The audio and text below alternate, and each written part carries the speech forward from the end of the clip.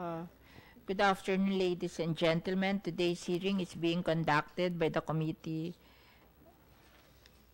on Finance with regards to the budget of the Department of Agrarian Reform. This budget hearing is called to order. I would like to acknowledge our resource persons and guests this afternoon. Secretary John Castriciones of the Department of Agrarian Reform, Ms. Celerina Afable, Attorney Jim Coleto, Director Robert Uy, Director 4, Attorney Roland Manalaysay, Attorney Resty Osias, Director Legal Service. Attorney Coleto is an ASEC, okay, and to our Director, Executive Director, Assistant Secretary, and Ms. Apable is an ASEC. Okay, thank you. Okay, so I think our Secretary would like to make a presentation. Okay, may we hear now the presentation of Secretary Casticiones. First of all, good afternoon, Madam Chair, and to the honorable members of the committee. First of all, we would like to ask for apology for all the undersecretaries who are not here because yesterday, ma'am, we attended the budget hearing at the House of the Representatives, and we were able to go home at 4 o'clock in the morning, ma'am. So just the same, we will now proceed with our presentation. First of all, thank you for this opportunity being given to the Department of Agrarian Reform to once again present for the consideration of this august and esteemed body the recommended 2019 budget for our department. This proposed budget is meant to continuously pursue the mandate of the Agrarian Reform Program as enshrined in our Constitution, a social justice provision with the aim of equitably distributing agricultural lands to our landless farmers. Agrarian Reform Program is not only distributing lands, but likewise the provision of support services.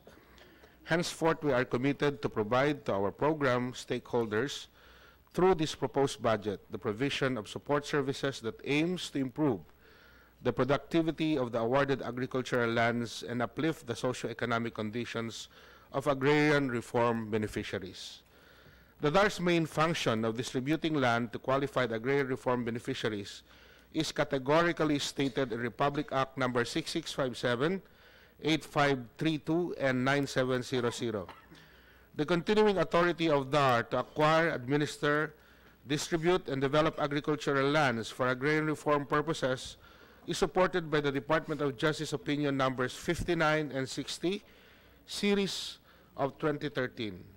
Moreover, Section 21 of Republic Act 9700 provides that after the completion of the land acquisition and distribution component of the CARP, the yearly appropriation shall be allocated fully to support services, agrarian justice delivery, and operational requirements of the DAR and other CARP implementing agencies.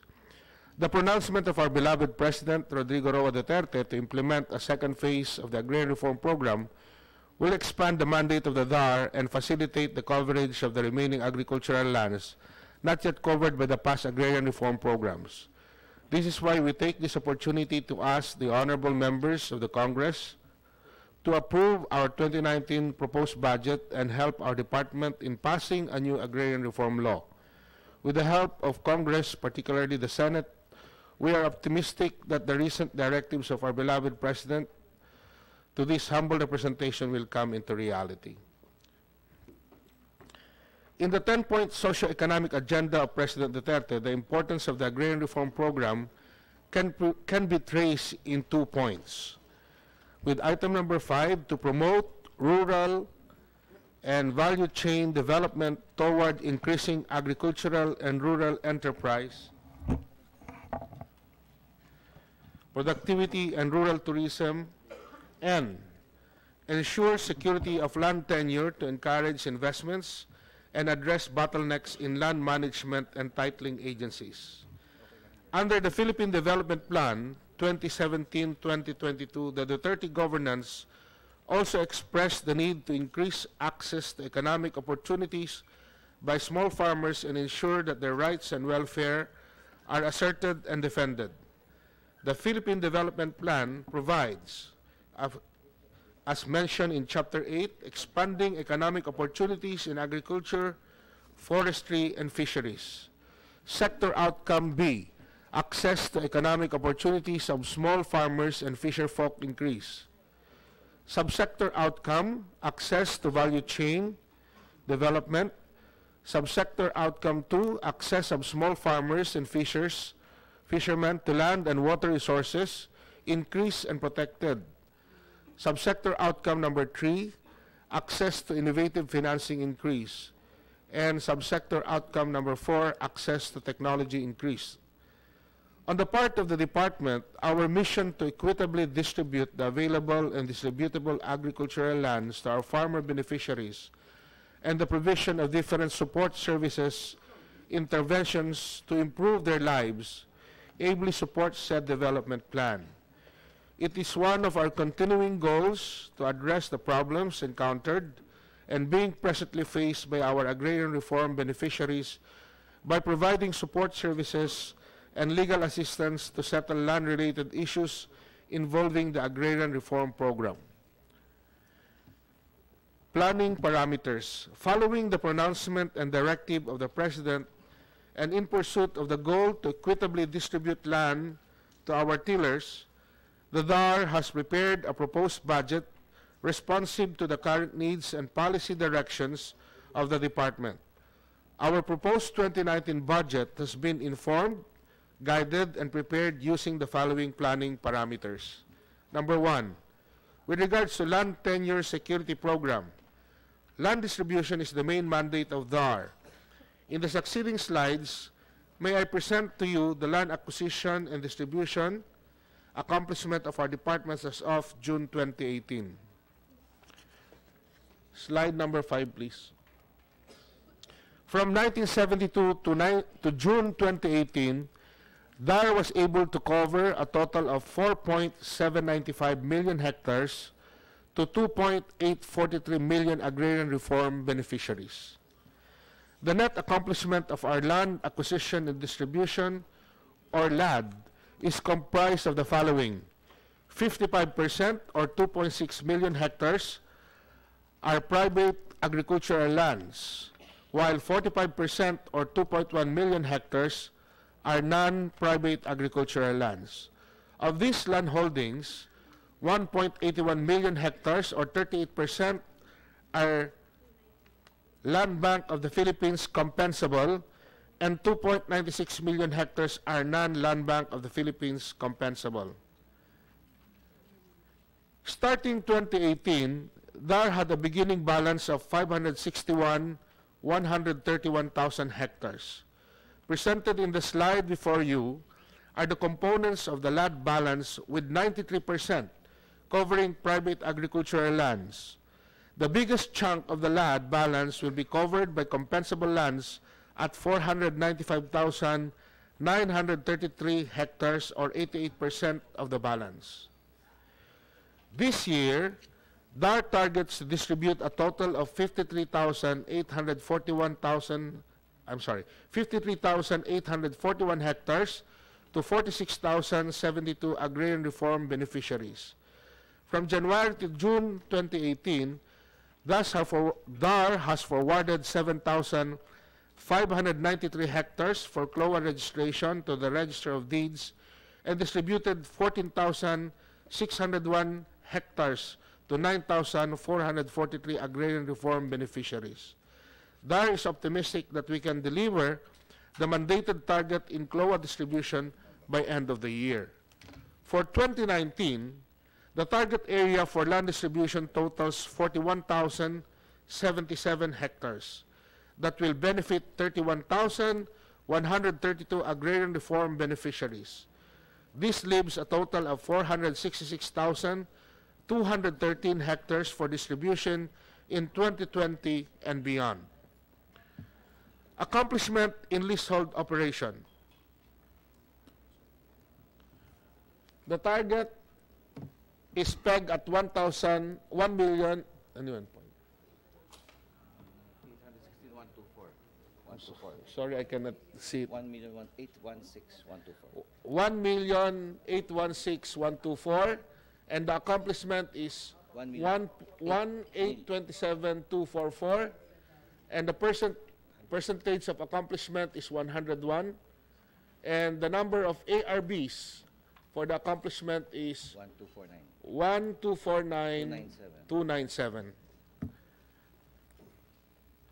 With regards to the accomplishment in other land tenure services, hindi ko makita. May I request Yusek Pangulayan to read the same, ma'am, because I cannot read it. Madam Chairman, with your permission. We have the accomplishments in other land tenure services as of June 2018. Redocumentation of collective CLOAS from 1993 to 2018. Scope is 934,649 with an accomplishment of 549,545, equivalent to a 59% accomplishment, leaving us with a balance of 385,104. With regard, Madam Chair, with the magnitude of collective CLOAS, we have a total of 2,257,956. We have a total of 541,848 not prioritized for subdivision yet. We have collective CLOAS prioritized for subdivision, coming to a total of 1,716,108. Areas with ASP approved survey plan is 1,196,211. This is equivalent to a percentage accomplishment versus area prioritized for subdivision of 70%. Balance versus prioritized for subdivision is 519,897. Madam Chair, Land Acquisition and Distribution Information Schedule, or LADIS, we have a target of 689,274,000 Agrarian Reform beneficiaries. 689,274 Agrarian Reform beneficiaries. Accomplishment is 165,602 Agrarian Reform beneficiaries with a percentage accomplishment of 24%. May I continue, Madam Chair? On the other hand, for quasi-judicial representation cases, there have been 10,074 cases handled by our DAR lawyers, and 9,017 cases have been submitted for resolution or resolved by quasi-judicial bodies, including the DARAB. For Ali cases, DAR has a total caseload of 51,532 cases for the period of January to June 2018. Out of this, 27,222 cases have been resolved. For adjudication services or quasi-judicial function under the DARAB, the other major component of AGD is adjudication, services of the exercise by DAR of its quasi-judicial functions. It deals mainly with the resolution of agrarian reform cases filed before the Provincial Agrarian Reform Adjudicators, or PARADs, Regional Agrarian Reform Adjudicators, and the Board. DARAB, as a quasi-judicial body, is an administrative body vested with the power to adjudicate in a manner essentially judicial, factual, and sometimes even legal questions, incidental to its primary power of law enforcement. Proceedings are similar to that of a regular court, but not bound by the technical rules or evidence applicable to the former. From the year 1988 to June 2018, the Adjudication Board has resolved a total of 538,831 cases out of a caseload of 547,030 cases, or 99% resolution rate over the caseload. For the first semester of 2018, the Adjudication Board has resolved a total of 10,665 cases. This amounts to 57% out of the caseload of 18,864 cases. There is a balance of 8,199 unresolved cases. From the past performance review of DARAB, in the process of resolving cases, it posted its highest peak in second semester of the year. Usually, come the third quarter of the year, DARAB has been posting an average rate of resolution of almost 90% of its caseload. At the end of the year, there is so much to expect as DARAB usually exceeds its 100% resolution rate over its funded target, or at least 88% rate of resolution over its caseload. That is, to anticipate cases filed during the last 2 months of the year, which remain for case build-up. Number 3, program beneficiaries development. As a poverty reduction program, one of the goals of CARP is to transform the agrarian reform areas into vibrant and self-reliant communities that shall serve as engine of rural agro-industrialization. Thus, bigger challenge lies in sustaining the gains in land redistribution. The goal is translated into 3 bottom-line objectives. Number 1, to improve the productivity of awarded lands. Number 2, to increase household incomes. And number 3, to promote the well-being of the ARBs and their households. To achieve these objectives, the DAR implements another major component of agrarian reform program, the program beneficiaries development, to ensure that a systematic and synchronized delivery of essential support services and facilities are provided to ARBs and help them maximize the productivity of distributed lands and harness the potentials of rural communities. On program beneficiaries development, we have 2.844 million ARBs awarded with lands spread in 1,288 municipalities, or 86% of the total rural municipalities of the Philippines. There. Yes, ma'am. According to the report, you have distributed as of today 4,795,000 hectares. Yes, So, ma'am. how many beneficiaries? Saan na yun? Kaya 2.8 lang. 2.8 million, ma'am.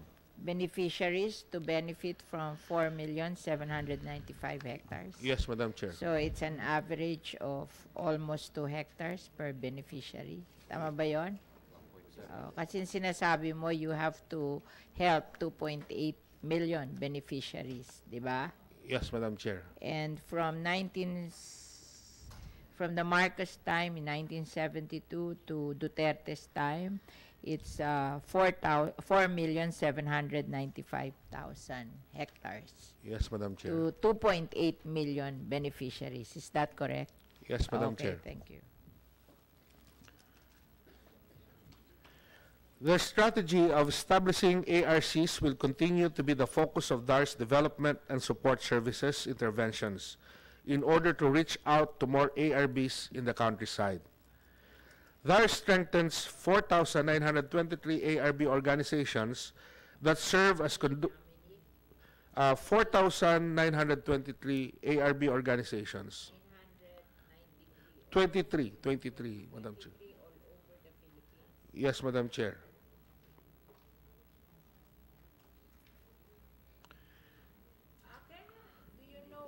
Many of this, the bulk of our farmers are either coconut farmers or rice farmers. If you add them both, they're 90% of our crop farmers. Do you have an idea of your land reform beneficiaries? How many are coconut farmers and how many are rice farmers? And sugar daw. Pero malaki ang rice and coconut. Do you have a breakdown of that? And I want to know where they are.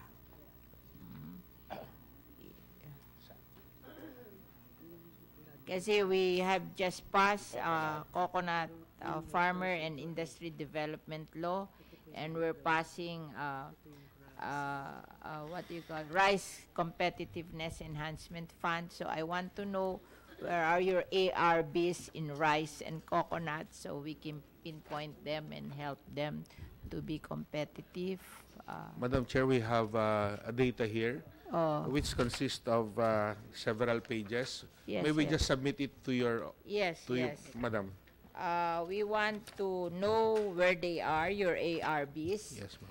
your beneficiaries in coconut and in rice, where they are, what province, what town, and do you have an ARBs there? Because if we're going to help them, we have to do it through the ARBs, the Agrarian Reform Beneficiaries Organization, di ba? Sabi mo may 4,923 organization kayo, ARBs, di ba? Yes, Madam Chair. Para makatulong din pag pinpoint namin kung saan namin dadalhin yung tulong para sa rice competitiveness as well as the coconut industry development, because we can only give the help to groups, especially the shared facilities program, the machineries, whatever.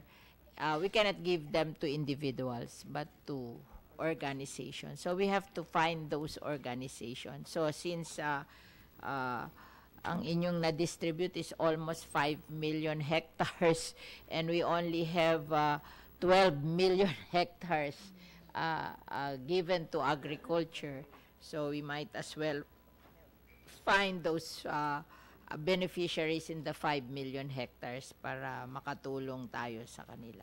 Okay, can you give me, even after this budget hearing, I want a detailed, can you ask somebody to make the detailed pinpointing of your ARBs by region, by province, by town?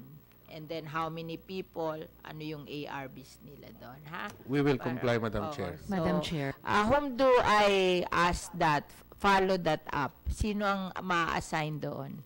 Para alam namin, hindi naman si Secretary, but any USEC who will be in charge. USEC Emily Padilla is the one who is in charge of the support services, Madam Chair. Okay, so we will ask USEC. She's not here?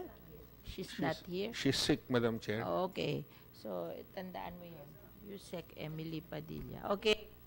Recognize the presence of Senator Risa Hontiveros, and of course the new USEC who came in late, USEC Carlo Bello, USEC Lucius Malsi, and USEC Sylvia Malyari.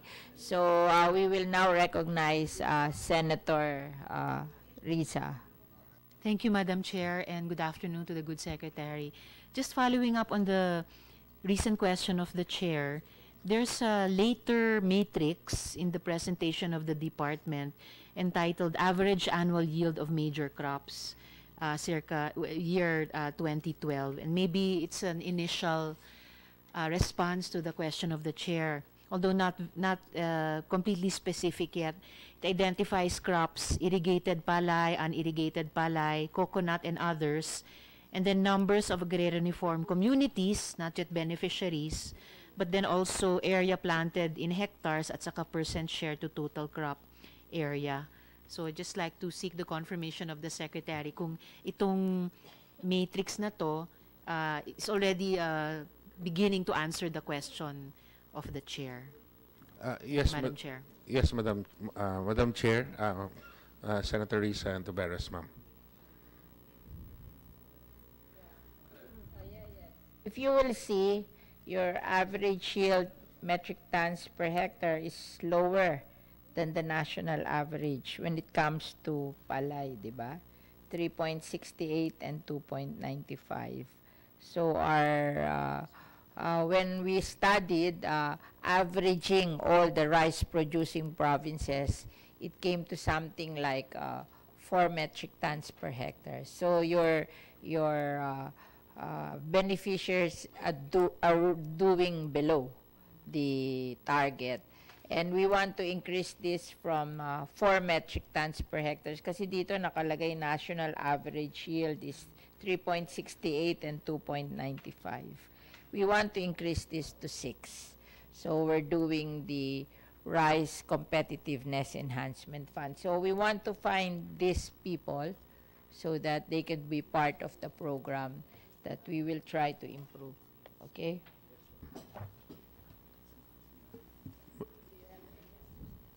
Risa. Okay, you can continue. No. Can we ask them to finish this first? Also, we'll ask Secretary Castriciones to finish the report first. Thank you, ma'am.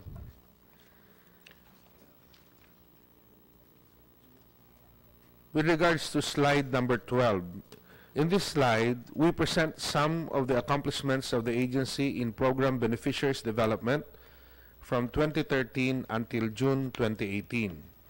For farm mechanization, a total of 649 sub-projects have been implemented nationwide, wherein a total of 3,339 units of various common service facilities, farm machineries and equipment have been procured, and most have been distributed to ARB organizations.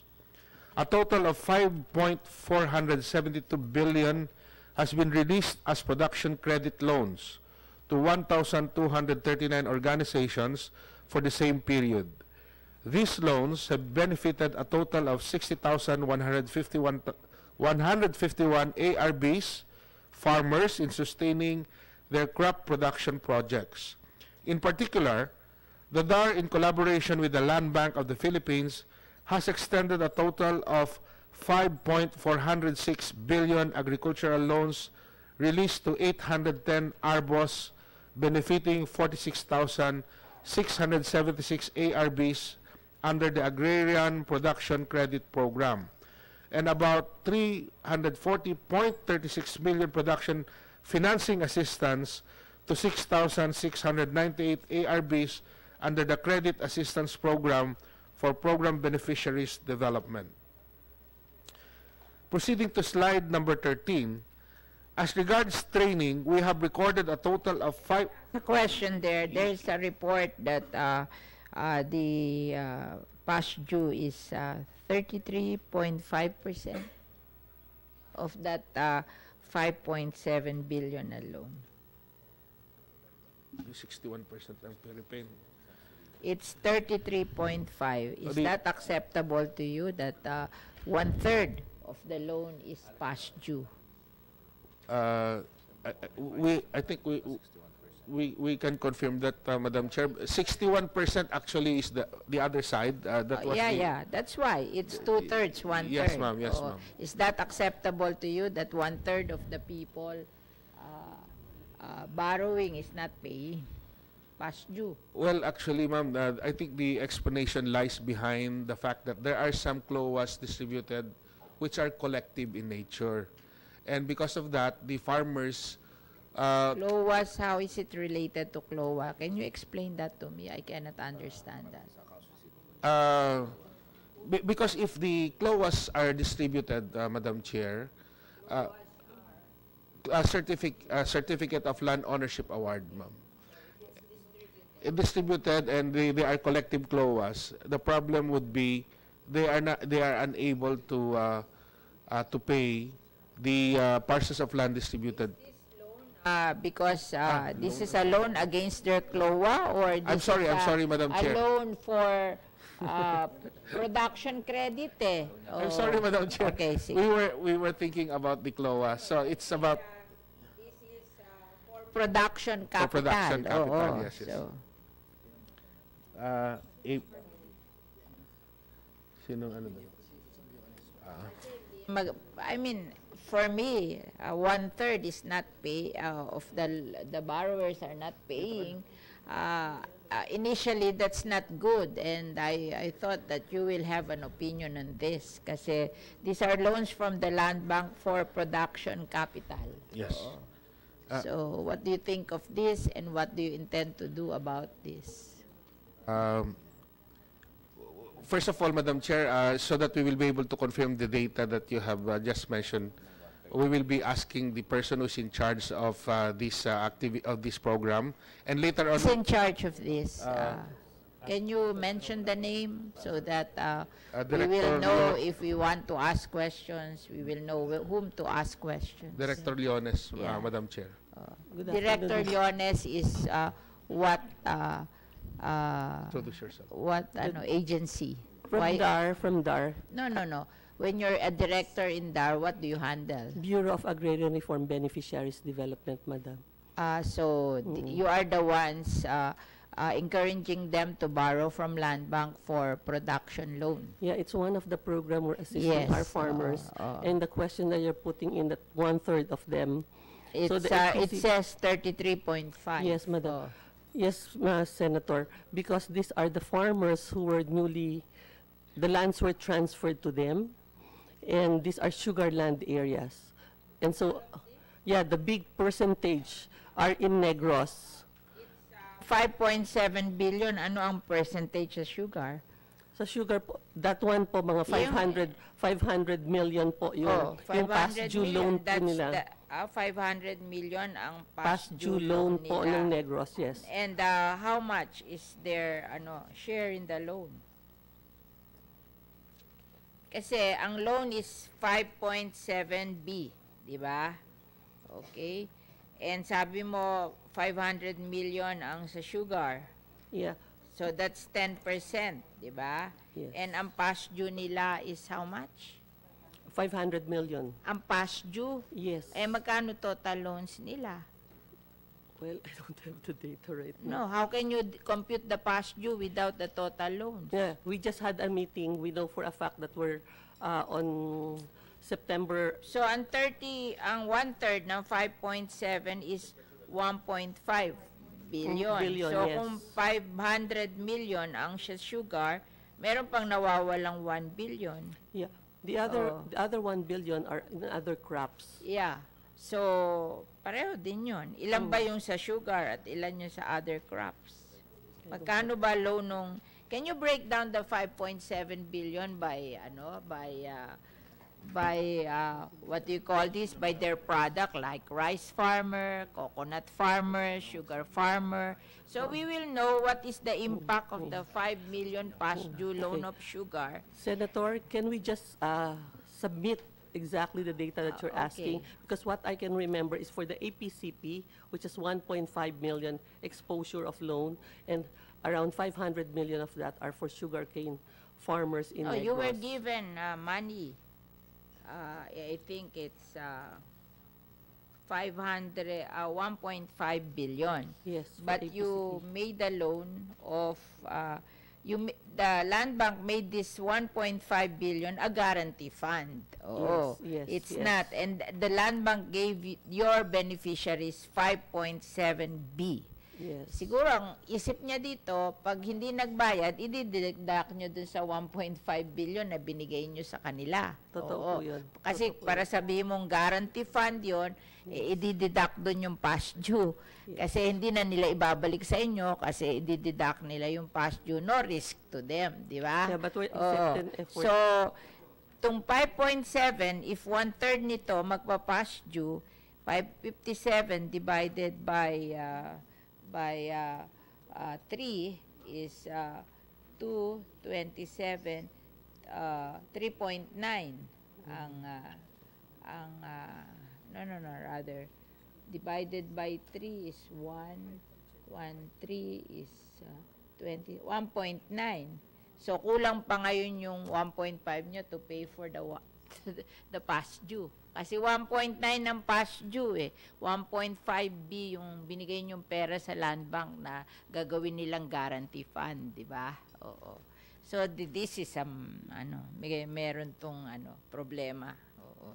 So can you make a report on this? Kasi I think that past due is very big. Oo, kasi hindi dapat ganun ang past due, no? So can you make a specific report on this and what you intend to do to correct this? Oo, kasi I think yung 1/3 of the loan past due, that's bad. Oo, di ba? Kasi we never teach our people not to pay back their loans. We give them cheap loans, but we encourage them to pay back. Kasi minsan, yung mga tao, tinuturuan, parang pag binigay ng gobyerno, ayaw nang bayaran. O parang wala na silang responsibility dahil inutang nila sa gobyerno, hindi na nila babayaran. Kasi pag ganito ang thinking ng mga tao, then matatakot lalo ang mga bangko magpautang, di ba? Kaya, katulad nito, ang interest daw nito is 8.5%. Oo, maliit. Sana maganda to for them because kesa na mangungutang sila sa 5-6 na 20% a day, this is 8.5% a year. Pero pag ganitong hindi sila marunong magbayad, di matatakot ang bangko na magpautang sa kanila. Then, in the future, lalo silang mahihirapan kasi they will borrow from usurer. And then, lalo na tayong patay doon. Oo. Kaya you have to look at this problem and maybe there's something wrong with the training. Yung hindi mo sila tinetrain na pag yung values training nila, hindi maganda kasi para 1/3 hindi magbayad. Diba? Oo. Senator, of the reason behind why they're past due is some of them are, of course, willful default. They're not paying. Some are low yields because of calamities that affected them. No, but meron din tayong tinatawag na crop insurance. Oo. Yes, So, lately, yes. that we have to teach them also Oh, that yes. they have to insure their crops. At namimigay ng free crop insurance ang PCIC. Oo. Yes, ma'am. So, dapat makakakuha sila ng crop insurance to answer for calamities, di ba? Hindi, that cannot be a reason why they won't pay. Kasi pag ganito ang attitude ng tao, then mahihirapan talaga tayo. Okay, Oh. ma'am. And We're then going we to should submit. help them be profitable so they can pay their interest. That's why very important yung development aspect ng land reform. Kasi minsan, parang ang iniintindi lang natin to be able to distribute the land. But to distribute the land to people that cannot manage their land well is disaster. Oo. When we distribute the land, we have to empower them also. Kasi kung hindi natin sila ma-empower, ganito nga mangyayari. Hindi makakabayad ng utang, mahirap pa rin, walang maraming problema that will come about. Hindi ba? So, okay, we go ahead with our... So, you give me that report. 2 reports na, ha? Yung, where are they? Oh, so that we can help them with the laws that we passed recently. And then this one, their problem with credit. Okay. We will comply with the submission, Madam Chair. May I proceed? With regards to slide number 13, with regards to training, we have recorded a total of 5,847,295 ARB service count, attending various training programs from 1987 to June 2018. In a per capita, there are 2 or more trainings provided in the areas of organizational development, enterprise development, and farm productivity improvement of the awarded lands. This capacity building initiative aimed to enhance the capacity of ARBs and their organization to effectively manage their organizational and individual undertakings aimed at them into responsible members of the community. How many trainings a year and who are you training?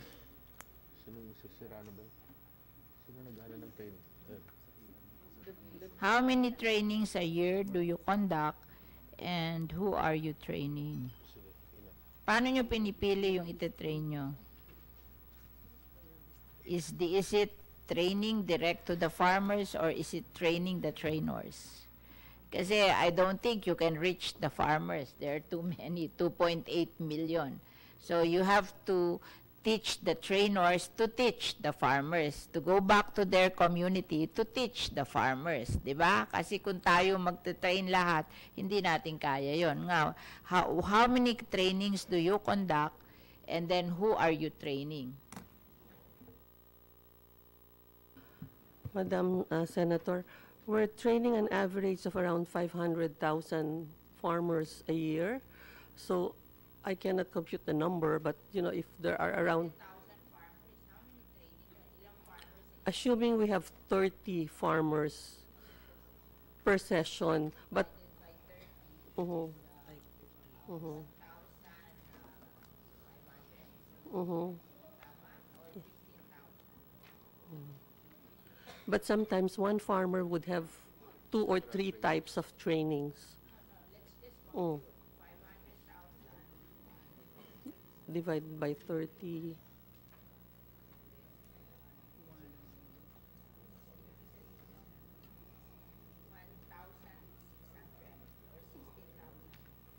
Mhm. Ano ba yon? Ang 500,000 divided by 30 is 16,000?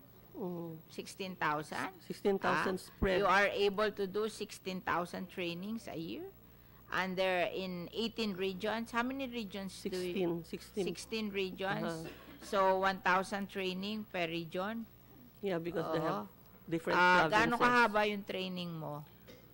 2 days to 3 days. So how many trainings do you do a week? Every week, one? Madam, it depends. Like if you have a farm business school, it's 25 modules of 1 day per module. So staggered Farm over. business school, we do farm business Yeah. school. Ilan ang farm business school? 10 days. Staggered over the whole cropping season. Oh, 10 days. Mm.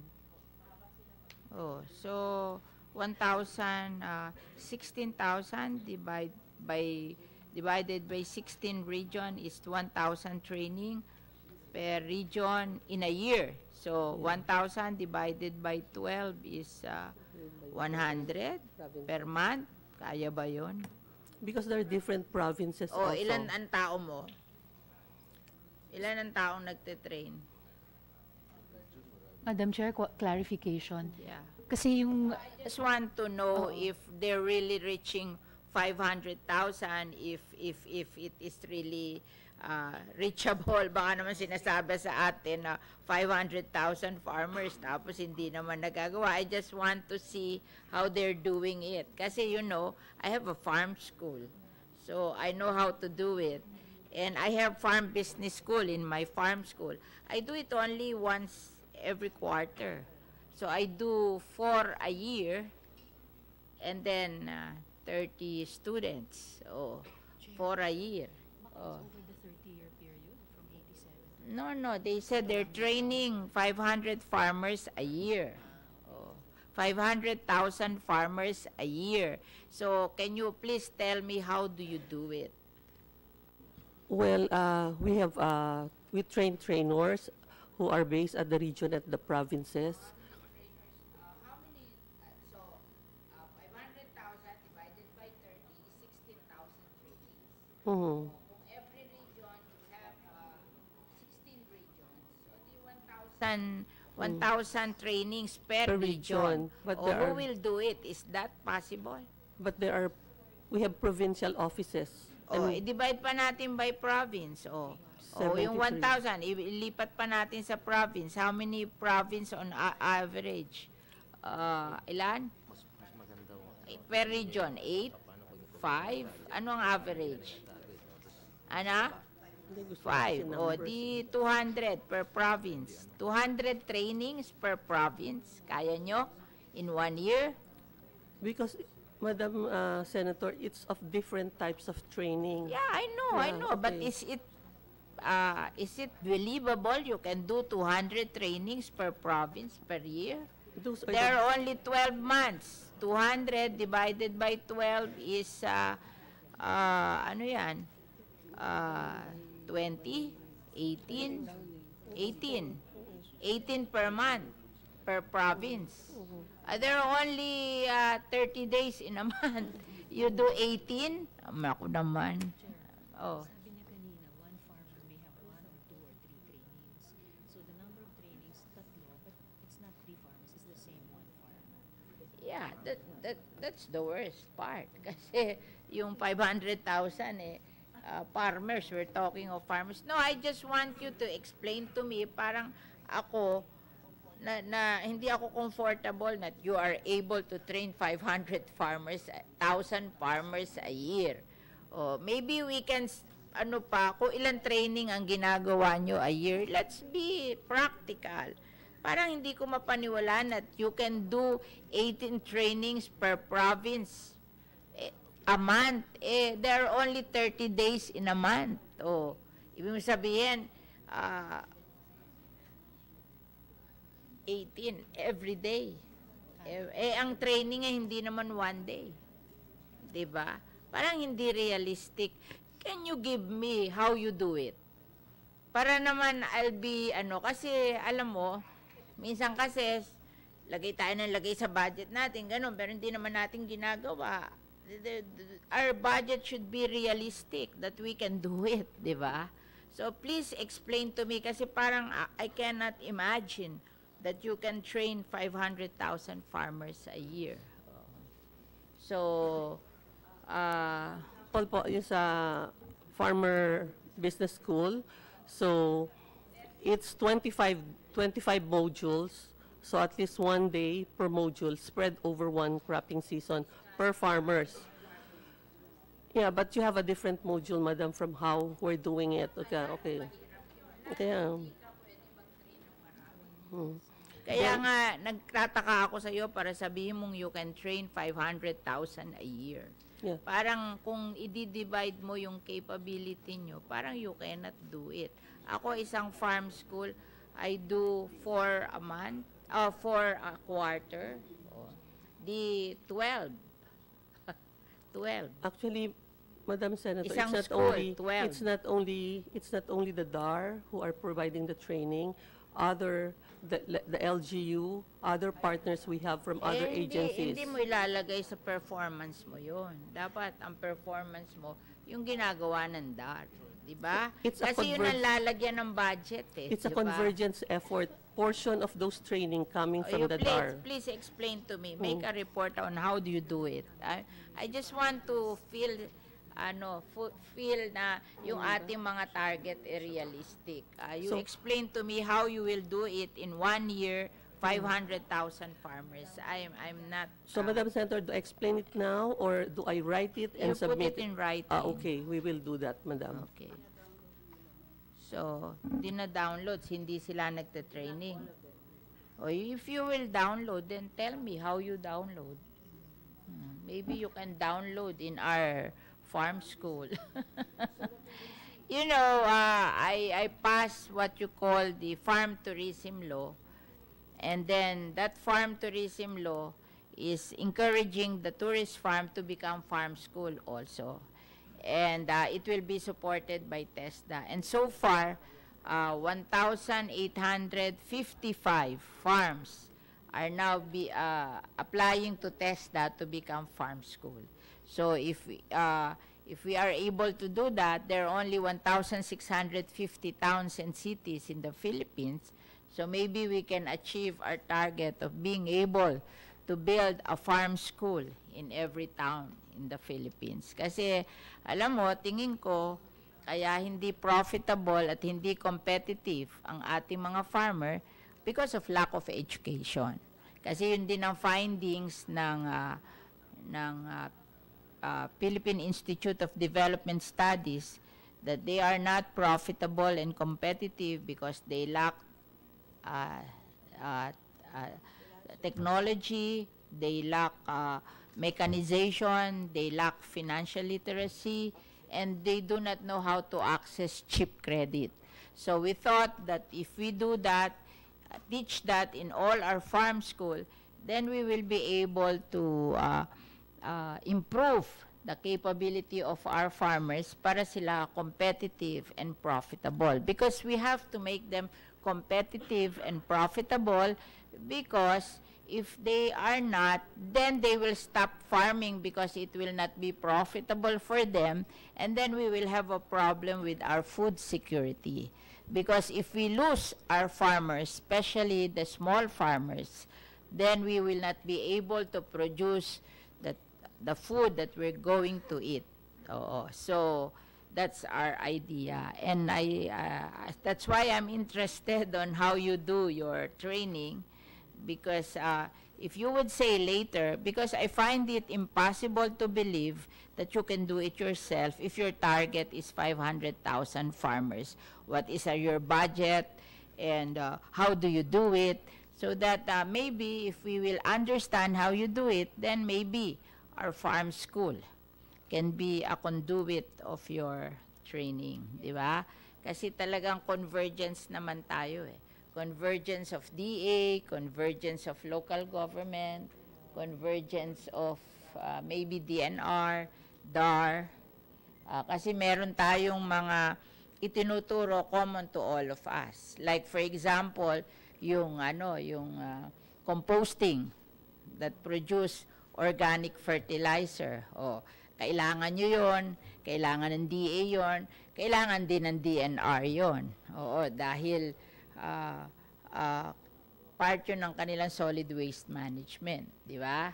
And then, kailangan natin, kasi syempre mahihirap ang farmer natin, gusto natin makaproduce sila ng sarili nilang fertilizer para hindi na sila gumasta sa fertilizer kasi mahirap sila. And then, may problem tayo sa soil natin. 38% of our soil in the Philippines are degraded. So that is necessary also because we asked the UNFAO, how do you solve the degradation of the soil? And they said, compost all your waste and bring them back to the soil. So tayo, DAR, DNR, DA, local government, lahat tayo, pwedeng magsama-sama to accomplish this. Kaya yun ang tinatawag na convergence. So I want to understand your program so that, kasi ako din ang chairman ng DNR, chairman ng DA, so we can do convergence. Diba? Oo. Kaya nga tinatanong ko sa iyo, nasa inyo yung rice farmers mo at coconut farmers mo, kasi ang tutulong sa inyo, hindi lang yung budget nyo, kundi pati yung budget ng DA. O, makakatulong dun sa iyo kasi malaki ang ibibigay namin sa rice at saka sa coconut. So, yun. Okay, go ahead. Thank you, Continue. Madam Chair. This capacity building initiative aimed to enhance the capacity of ARBs and their organization to effectively manage their organizational and individual undertakings, aim at them into responsible members of the community. Secondary to land development, farmers are also engaged in business enterprises. The development of 4,478 food and non-food products involved generic products and their variants. Majority of these products were already launched in the commercial market. Meanwhile, 3,728 ARBOs have been managing agri and non-agri enterprises, of which 1,199 of them are providing microfinance and business development services to their members. Considering the increasing demands and emerging needs of the ARBs, the DAR is determined to continue providing support services which we can deliver through the budget we are now presenting to this honorable body. Slide number 14. The next slide shows the average yield of major crops in ARCs in 2012. This was the result of the 2012 assessment of the level of development of ARCs. The year 2012 was the last year when we had our ALDA, since we have to further enhance this instrument.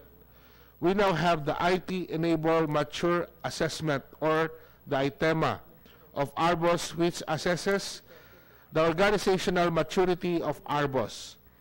The instrument has stabilized, and we are now in the process of enhancing our monitoring system to replace the ALDA and hopefully determine with accuracy if the lives of our beneficiaries have improved over the years.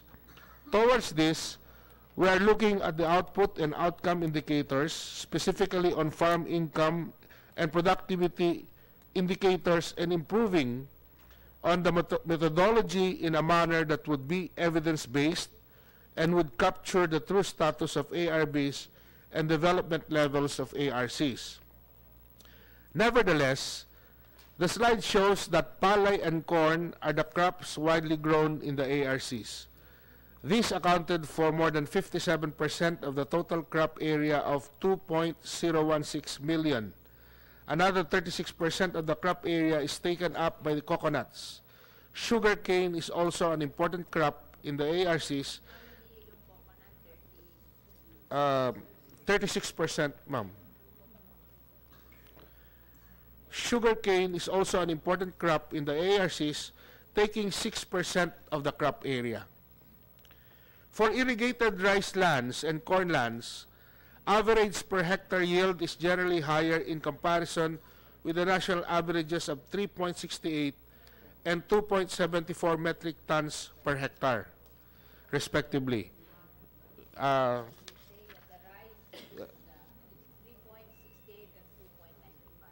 This ours is 200.74, madam. Which one? The average of the national average Of of Palay. yes, ma'am. 3.68 metric tons per hectare and 2.95 metric tons per hectare. Okay, Diba? Oo. We stand corrected then, madam. Yeah. And the corn is 2.74. Yes. For unirrigated rice, the yield approximates the national average of 2.95 metric tons per hectare. For slide number 15, this shows the ALDA results on ARB's household income. The sample consists of 66,173 ARB households in the 2,051 ARCs in 2012. They were selected using a stratified sampling methodology, and responses were inputted using the household income survey instrument. The primary sampling unit are the ARCs and ARB household as the secondary sampling units. The sampling fraction was pegged at 5:100. Comparatively, the average ARB household income has increased since 2011. The third this was the last data that we were able to obtain, ma'am. With regards to the program which we call the ALDA. We are right now using the ITEMA. Yeah, but in the ITEMA, we don't have the income data. So that's, I think, one of the reason why they're asking a study to be conducted. ALDA and ITEMA. The ALDA is an internal tool of the department. Oh, why did you change it to ITEMA? Well, there was a change in leadership and the new secretary. And then there's no income figure. Yes. Why in- will you in the change ITEMA. to something that have no income figure? Hindi naman tayo nagde-decide na basta makapag-decide lang. Kung importante to monitor income, why are we changing to something na walang income? We will be able to explain it very well, ma'am. May I ask Yusek Era to do the same, because I think by the time they were Hindi ko already nga there. alam yung ITEMA, Yung sa Kero, can you explain, EDA. please? Oo. But ang ano natin, gusto natin ma-monitor kung ano nangyayari sa mga pamilya natin, di ba? Oo. So, please explain. Good afternoon po, Madam Chair. Actually, Madam Chair, regarding the ALDA, it was a tool, as mentioned by Director Leones, it was a tool used before just to measure some of the improvements on the lives of the farmers. However, as it appears during the past administration and with the incoming administration, it appears that according to some, there's some sort of question of reliability of the data gathered from the ALDA. Pinaltan po nila ng ITEMA. But this time, wala na po, Your Honor, because the concept now is that ITEMA is the information technology enabled maturity assessment. Meaning, in this kind of project, we will only be assessing the maturity level of our ARBs inside an agrarian reform beneficiaries organizations. Meaning, Your Honor, is that how do they handle some of the projects given by DAR through support services, and also some respect, Your Honor.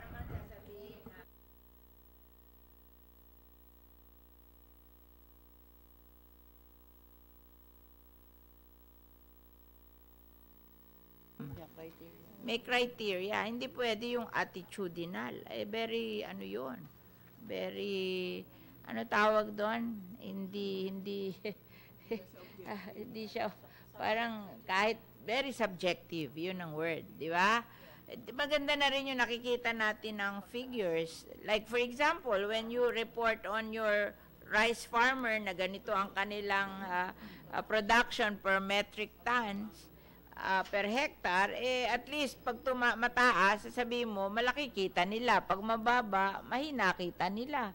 Diba? Something that you can compare, measurable. Yes, So Your why Honor. will you transfer to something na attitude ang minimeasure? Your Honor, please. Why did you do that?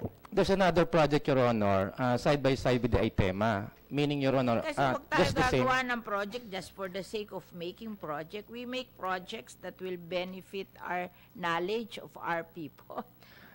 Ngayon lang ako nakarinig na attitude ang minimeasure, hindi yung what is happening to their lives. Diba? Not exactly attitude, Your Honor. It's the maturity of our arbos to handle some of the organizational structures. Now, side by side with that, Your Honor, we have the another, Sino may pakana nun? the previous administration, Your Honor. Hindi, sabi mo, previous yung ALDA, ngayon ay tema. ALDA, Your Honor, the other O, administration. anong administration yung ALDA?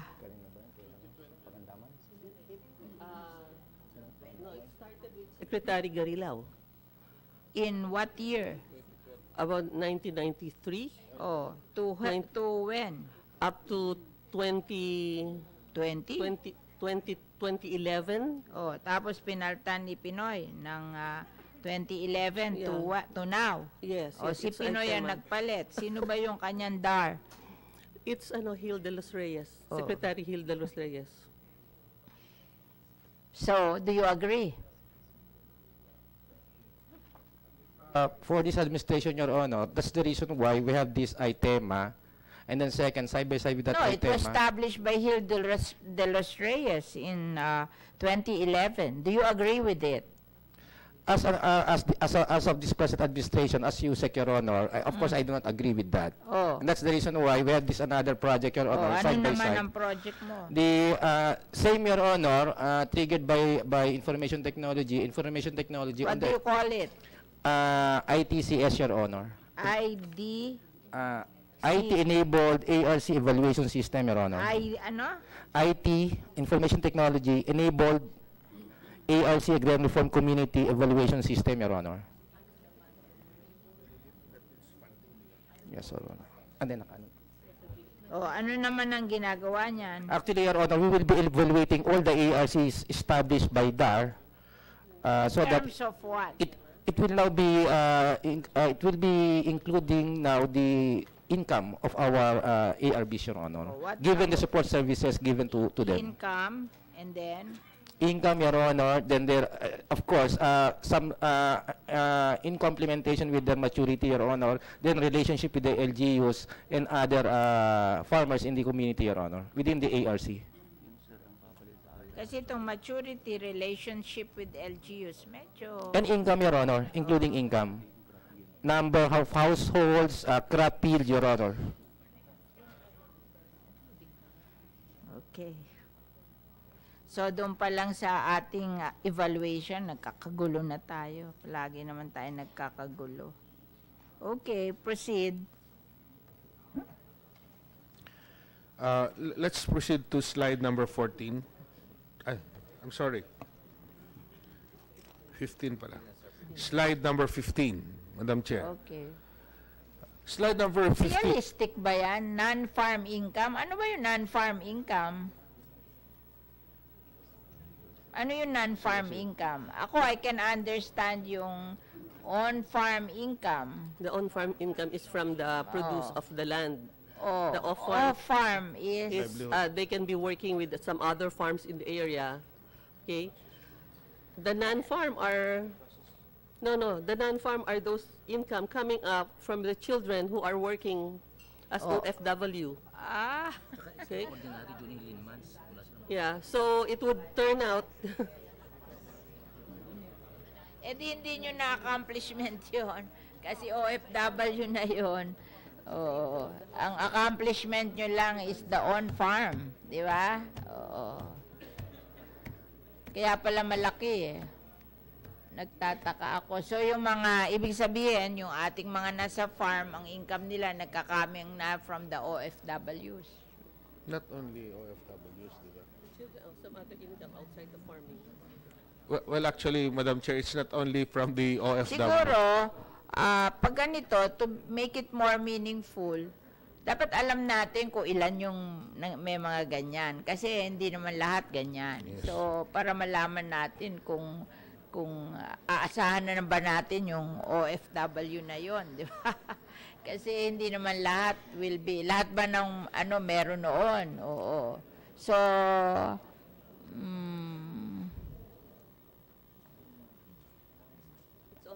ibig ba sabihin, this is average annual income ng mga farmers.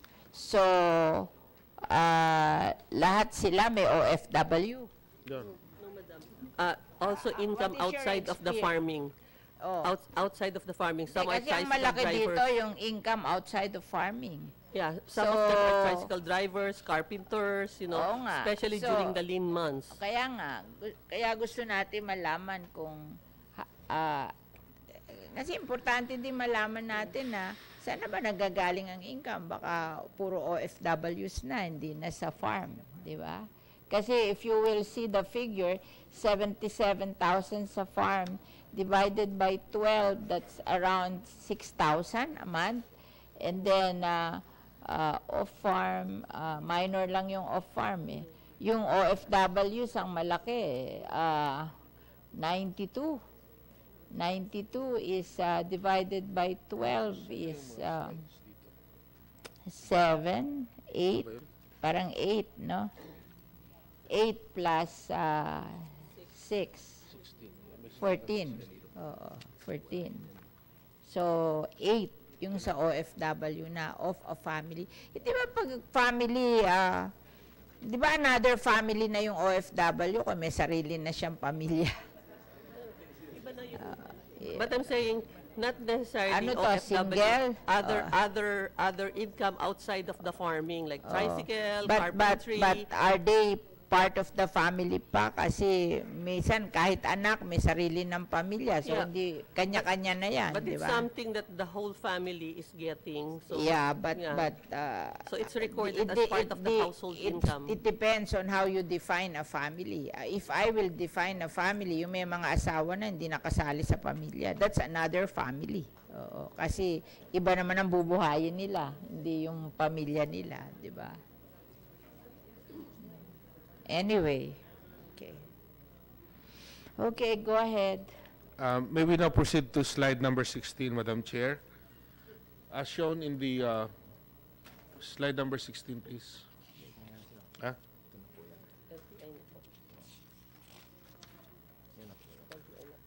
Okay. With regards to slide number 16, we are showing to you the summary of the land acquisition and distribution, or the LAD. For the year January to December 2017, for the target, in terms of area in hectares, the gross is 48,588. The accomplishment for carp lands is 28,403, and the non-carp is 6,163, for a gross of 34,567, translated into percentage, that's 71%. And the number of ARBs benefited are 34,572 for the gross number. Now, with regards to the area in hectares accomplishment, Madam Chair. Yeah. Good Secretary, tanong po tungkol dito. So in 2017, for land acquisition and distribution, DAR has only targeted a total of 48,588 hectares. And then moving forward for 2018, elsewhere in your presentation, sabi nyo, the target is 53,841 hectares. Comparing this po with the LAD balance, na elsewhere in your report, the LAD balance is still 561,131 hectares. Kung target lang po yung pagbabasihan, hindi po yata tayo matatapos sa pamimigay ng lupa within a dozen years.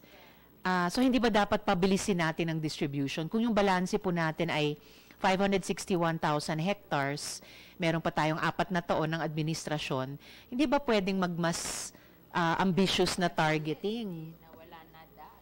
Ha? Pag pinabilis, mawawala. Well, kung mawawala ang DAR, pero yun naman yung historic mandate ng department, hindi po ba? So, hindi ba pwedeng kahit indicative target lang na 150,000. Well, buti na lang we have a different logic. What about maging ambisyoso po ang department, mag-target ng 150,000 hectares per year till the end of administration para at least target or lalampas ba kasi I'm basing it on the 561,000 or about kasi po yung mga agrarian reform advocates sinasabing it's actually more than 600,000. So at the most 150,000 hectares per year. Hindi po ba pwede yon, Secretary? Madam Chair, Madam Senator Risa, we really want to aim for a bigger target. But the problem is we have constraints also. Like, for example, the budget that is allotted to us by the DBM, and at the same time, the targets are actually being set forth by our regional directors, and they would identify the areas which can really easily be resolved, and sometimes there are some problems that go with it. That is the reason why they are just being realistic in pegging the target into in that average, Madam Chair. So for more details, may I ask the Undersecretary for Operations to explain the procedure so that we would know the explanation behind why the target only placed from that level within up to 50,000 or a little more than 50,000. Madam Chair, I would appreciate po the inputs of the good USEC, pero kung maaari lang po kahit po in writing, kasi medyo familiar din naman po ako sa process. Sorry, Madam Chair, kailangan kong umalis na mga 4 o'clock. But I think very important po kasi yung mga tanong sa DAR. Nabanggit nyo rin po, Secretary, yung isang constraint is budget. So, yung budget nyo po has decreased by almost 17% compared to last year's obligation-based budget. Magkano po ba yung original proposal ng department at magkano po yung ginrant ng DBM? Pwede nyo po bang ipaliwanag yung implikasyon nitong budget cut in terms of program implementation? And how do you feel about this po? And then babalikan ko po yung isa pa yung sinabi na targets are being set by the RDs at minsan yung iba ay mababang target dahil sa difficulty. Kasi meron akong gustong i-follow up sa inyo. Dati na natin napag-usapang so-called difficult pero hihingan ko lang po ng progress report. Yes, ma'am. So yung feelings nyo po sa budget? Una po, Madam, yung tungkol po sa pag-slash po ng budget namin, I think nabawasan po kami ng more or less 20% doon sa aming budget. Siyempre po, naapektuhan po yung... Ask what is your, yung cash disbursement nyo last year relative to your budget? Yung amin pong proposed budget, Madam, sagutin ko lang po yung sinabi ni Senator Risa po. Madam Chair, yung proposed budget po namin is 8.5 billion. Pero ang recommend po ng DBM ay 7.8 billion po. Opo.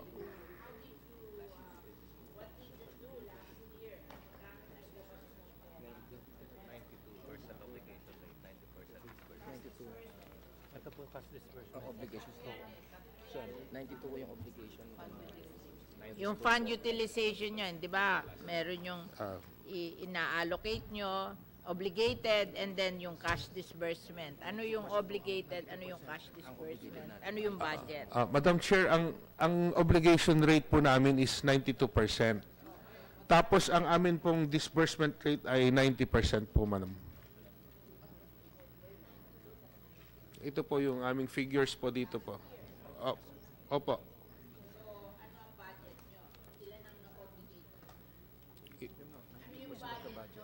Yung amount, yung figure. Saan yung figure? Ito po yung obligation. Out of the 8 billion, ito ang obligation. Doon po sa allotment po namin na 8,036 billion, ang obligation po. Magkano budget nyo last year? 9.47. 2018? 9.4. Ilan? 2018. Yeah, 2017. Ilan? 2017 is 10.1. 10.1 billion po, Madam Chair. Opo.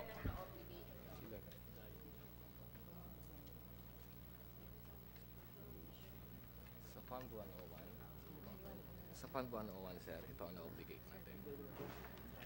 Doon po sa Fund 101, Madam Chair, 7.4 billion po. As of December 31, 2017, 77% were obligated. And of the 77, 78 had been paid. Oo. So, 77 times 78 is mga 50 plus ang na-paid. 'Di ba? Ito, for 2017, DAR had a total available appropriation of 13.8, of which 13.608 billion were released. As of December 31, 2017, 10.5 billion or 77% were obligated. Of the total obligation, 8.274 billion or 78% had been paid. So it's 78 of 77, di ba? Di 50 plus ang cash disbursement. Kaya minsan, kayo ay binabawasan kasi pag hindi nyo nagamit yung pera, last year, next year, babawasan kayo. Kasi sasabihin ng DBM, hindi nyo naman pala kayang gastahin, di i-cut na lang natin. Sometimes kasi you blame DBM for your cut, but it's your accomplishment ang nagdi-determine kung ilan ang ibibigay sa inyo. I always tell that to my committees that you have to spend the money. Otherwise, next year, babawasan niyan kasi ang gagamitin nilang dahilan, siguro hindi nyo kailangan ng pera, hindi nyo nagasta. Kaya, baba ng baba. Ganyan nangyari sa sugar industry. I pass a law providing 2 billion a year for their development. Nung first year, 2 billion. Nung second year, naging 1.5. Nung third year, naging 1. Ngayon, 500 million na lang. Kasi ang hina-hinang gumasta, so taon-taon kinakat ng DBM yung budget. So, kung nakikita na you can spend what is budgeted, then may reason kayo mag-complain. But if you are not spending what are given to you as budget, then there's nothing to complain about. Kaya in answer to the question of how do you feel na kinat nila, budget nila, 77% times 78%, this is just kalahati ng budget nyo na spend nyo in 2017. It's 77 ang obligated, tapos dun sa obligated, 77 din yun na spend nyo. 77 times 78, that's 50 plus. Kalahati. Kaya minsan nakakat sila, gawa gano'n. Underspending. Oo. Kasi tama rin naman ang reason niya. Siguro hindi nyo kailangan ng pera kasi ayaw nyong bilhin. Nagtataka rin ako sa kahirapan ng inyong mga nag-iintay na ARBs, hindi nyo ma-spend the money. There must be something wrong. Ma'am, diba? pwede pong, kasi po ma'am yung mga continuing budget po namin ng 2016, yun po ang nag-pull down sa amin sa budget sa 2017 kasi nag-crossover po sa 2017. Opo. Cash budgeting na kasi naguguluhan na sila na i-reason yung in-spend yung 2016. Hindi bali kung public works kayo na continuing yung program na it will take 3 years to build. Kayo, ano ba yung pinamimigay nyo? Di ba mga machinery, mga training, yung ba hindi nyo kayang gastahin for the year? Di bali kung gumagawa kayo ng bridge that impossible to finish in 1 year. But these are short-term projects na pag bumili ka ng machine, imagine hindi ka makakabili ng machine na ipamimigay mo sa iyong ARBs during a period of 1 year. Hindi mo matatapos yung process of buying these machines. Parang napakatagal naman yung 1 year. Pag sa private ka na 1 year bago mo nabili machine mo, fired out ka na doon. wala kang nagawa for the year. Meron din po kasi kami, Madam Chair, na mga foreign assisted projects. Na continuing. Opo. But maliit yun eh. Ngayon nga, nawala na yun eh. Oh. Nag-end na po yung ibang foreign assisted projects. Yun Pero nga isang question ko sa noong inyo. But 2016 anyway, kaya ko lang naman binanggit to Opo. in answer to the question of Senator Risa na sometimes your budget are cut because of underspending. Oo. In addition to, or rather, then again, Madam Chair, 8.5 billion pesos lang ang hiningi. So, mababa talaga mag-target.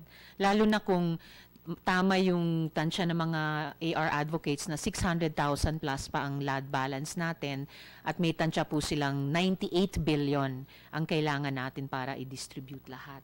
So, moving on to my next question, Madam Chair. Based on your computation, 561,131 hectares are still for land acquisition and distribution. Does this balance include the most problematic ones? Kasi may binabanggit po kayong may mga target na sineset ng mga RD na mas mababa dahil mahirap di umano i-distribute. Mayroon bang mga lupa na hindi pa naisama sa balancing ito? And what regions have the most balance? And halimbawa, ano pong top 3 regions? And what about the top provinces sa LAD balance? Madam Chair, may I request the USEC for Operations to answer because he has all the figures with. Thank you, ma'am. Good afternoon, Madam Chair. As to the first question, regarding how long we'll be able to finish covering the remaining balance of 561,000. I remember, Madam Chair, in the last year, same place, we gave then OIC Secretary Bistoyong provided information that on an average of about 46,000 to 46 to 48,000 will be able to finish in 10 to 15 years. That was the estimate given. However, because of the... Pero yung SEC, may I ask the same question na tinanong ko kay SEC?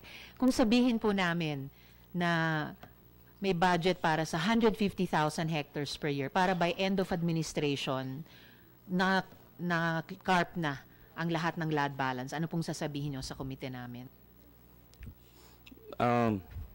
Based on my experience po, Madam Chair, because of the involvement of other line agencies in the LAD process, in the land acquisition and distribution, we cannot guarantee, as you mentioned, that the remaining balance also includes the problematic land holdings, and when these problematic land holdings may difficulty po because of the pendency of cases, may mga protests against coverage, in petition for exclusion inclusion, and also because of the fact that in the LAD process, other line agencies like the DNR, the LRA, and ROD, the Land Bank, are involved, and the DAR does not have absolute control of the outcome. I would agree, Madam Chair, yung DAR doesn't have absolute control. Pero sa usapin ng agrarian reform, na pangalan din ng department nyo, kahit pa sa mga convergence groups, kayo yung primus inter pares dyan. Sige po, nabanggit nyo na rin po yung difficult cases, so-called. I'll be specific po, nauna natin na pag-usapan ito nung commission on appointments process natin. Kasama po natin dito yung isang magsasaka galing sa Negros Oriental. Ayan po, si Ka Alex. Yan, si Ka Alex Maikom. At ayon sa ating pag-aaral, napakababa pa po ng accomplishment doon. So I'm guessing baka inihanin nyo ito sa mga difficult land holdings. Halimbawa, number of hectares covered by EP CLOAS, ang target ay 1,491, accomplishment 171 lang or 11%. Number of ARBs benefited, 11% din lang. Number of hectares already covered by awarded CLOAS ay 36% actually. Number of ARBs awarded with CLOAS, 36%. I recall po yung kasong inilapit ni Naka Alex sa inyo po. had to do with some of these land holdings in Negros Oriental. Lalo na po sa Bagtik, Mabinay, sa Manlipak, Bais City, saka sa Basak, Bais City. I have the names of the land holdings here at yung area in hectares covered ay malaki-laki. Yung isa 223 hectares, yung isa 29, yung isa 148 hectares. Itong lahat po na idinulog ni Naka-Alex sa inyo, pina-cover nyo po sa Special Order number 95. Na I actually took issue with you about this, Secretary, nung confirmation hearing dahil yung mga CLOA nito, yung pinakaluma, dating back to 1991 pa. So, 20 taon na po. And the newest would date to year 2015. So, at least, ilan ba ito? More than 7 CLOAs po ito. 5, 6, 7, 8, 9, 10, 13, 17 CLOAs po ito. So, itong mga beneficiaries hanggang ngayon hindi pa po na-install sa awarded lands. Kahit po covered ng Special Order number 95 na dapat ay mag-evaluate ulit nitong mga lumang mga CLOA na 20 years old. At hindi pa po sila nakapagtatanim sa mga lupang nasa pangalan nila.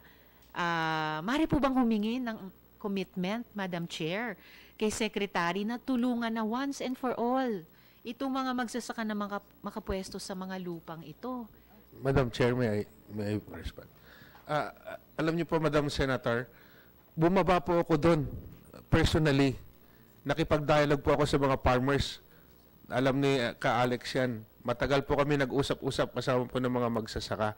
At idinulog po nila yung problema nila. Pinag-usapan po namin ng matagal po yon. Ngayon po, binigyan ko po ng tasking po yung aking pong paro doon, si Louie Naranjo.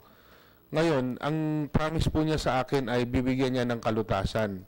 Pero hanggang ngayon, panay ang tawag ni Alex Maikom sa akin, halos almost everyday nga tumatawag si Alex sa akin. So ngayon, tinututukan ko po dahil kapag hindi po siya nag-deliver within a certain period of, meron po siya kasi plano kung paano niya gagawin, ma'am eh. Ngayon, pag When hindi, is that certain period po, Secretary? yun nga po, kapag hindi po niya nagawa, Madam Senator, papipilitan po akong gagawa ng paraan either to remove him or to institute other kinds of programs para po talagang matugunan po yung problema ng mga magsasaka natin. Alam po ni Ka-Alex po yun. Ano po yung time frame or deadline po ninyo para at least alam po namin kailan kami magpa-follow up ulit sa inyo kung naisagawa na ng department ito? Siguro po mga end of November po.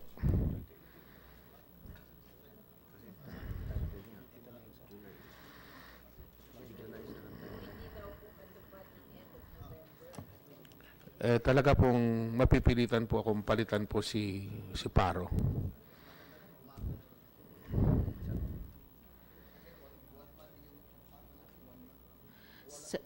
Salamat po, Secretary. Ninote po namin yung commitment nyo na by end November, either nagawa na ng solusyon ni Attorney Naranjo, who is listed here sa Special Order number 95 as OIC, PARPO, DAR Provincial Office, Negros Oriental. Either by end November nagawan na niya ng paraan or kayo mismo ang gagawa ng paraan tungkol sa kanya. Sa katunayan po, I consulted sila, Alex, kung sino po yung sa tingin nila makakatulong po sa kanila. At nagbigay naman po sila ng pangalan sa akin. At patuloy ko po yung tinututukan. Alam po ni Ka-Alex yan. Salamat po, Madam Chair, Mr. Secretary. Yung last po na tanong ko sana about yung land balances, meron po ditong list, Madam Chair, list of land holdings with specific request for updates. Covering po yung mga land holdings ni na Catalino Noel, Jesus Duca, Ranol Agricultural Corporation, Arnaiz Hermanos, Elro Commercial and Industrial Corporation, Manuel Teves Corporation, Las Marias Teodoro, Julian Teves, Vicente Ignacio, Diaz Hermanos Enterprises, Mateo Teves at Trinidad Valley Realty Development Corporation. Kung maaari i-forward ko na lang po kay Secretary yung listahan para properly makaresponde sila sa various concerns na nire-raise po dito sa listahan. And Mr. Secretary, gusto po talaga nating lahat around the table pabilisin at pahusayin pa yung programa ng Reforma Agrario. At ako rin po ay bukas sa mga rekomendasyon upang matulungan yung ahensya. One last question lang, Madam Chair. Tama, nagko-concur po ba kayo sa tansya ng mga AR beneficiaries na 98 billion pesos total ang kakailanganin para ma-distribute lahat ng 561,000 hectares plus na land balance? Magkano po bang kailangan? Pwede po ulit si Yusek Bello po. Thank you, Madam Chair. I think the Madam Chair, the good Senator Pia Hontiveros, Prisa Hontiveros. Sorry, Madam Chair. That the increase in the budget would translate to bigger coverage. I think true, as mentioned by the Secretary. Version na Apo. gagawin, budget nyo naman every year is Apo. 9. Apo. Ganun na rin papatak yun kasi Apo. I don't think you can finish it in 10 years. I think, with due respect, Madam Chair, as mentioned by the good Secretary Casaciones, that it's usually the regional directors and the other officials in the province and the municipalities that prepare the target accomplishment, and I cannot, kung doblehin po, Billion will suffice to process yung 561,000 po. hectares. Yun lang ang tanong niya. Kung Opo, kasi po, tingin mo yung 98 billion will is shorten po. enough to shorten. process yung 561,000. Opo, kasi may Hindi to shorten, but yun ang budget to process. Okay.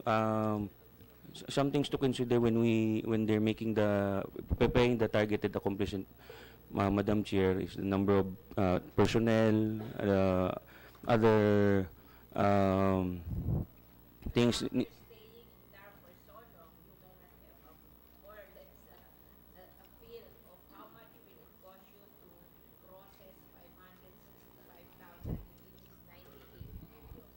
Per hectare. Magkano? MOO is MOE lang yung 3.9 billion.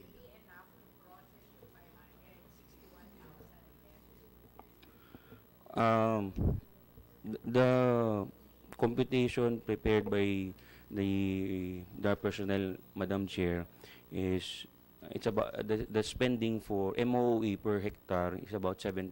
That would translate around 3.9 billion. 3.9 3.9 billion po para For i-distribute ang MOE, 561,000 hectares. Total na po. Only for MOE. Pero total po Madam para Chair. i-distribute yung 561,000. Ballpark figure lang po. We don't have the figures. They distribute 50,000 a year, and their budget is around 10 billion. So they will spend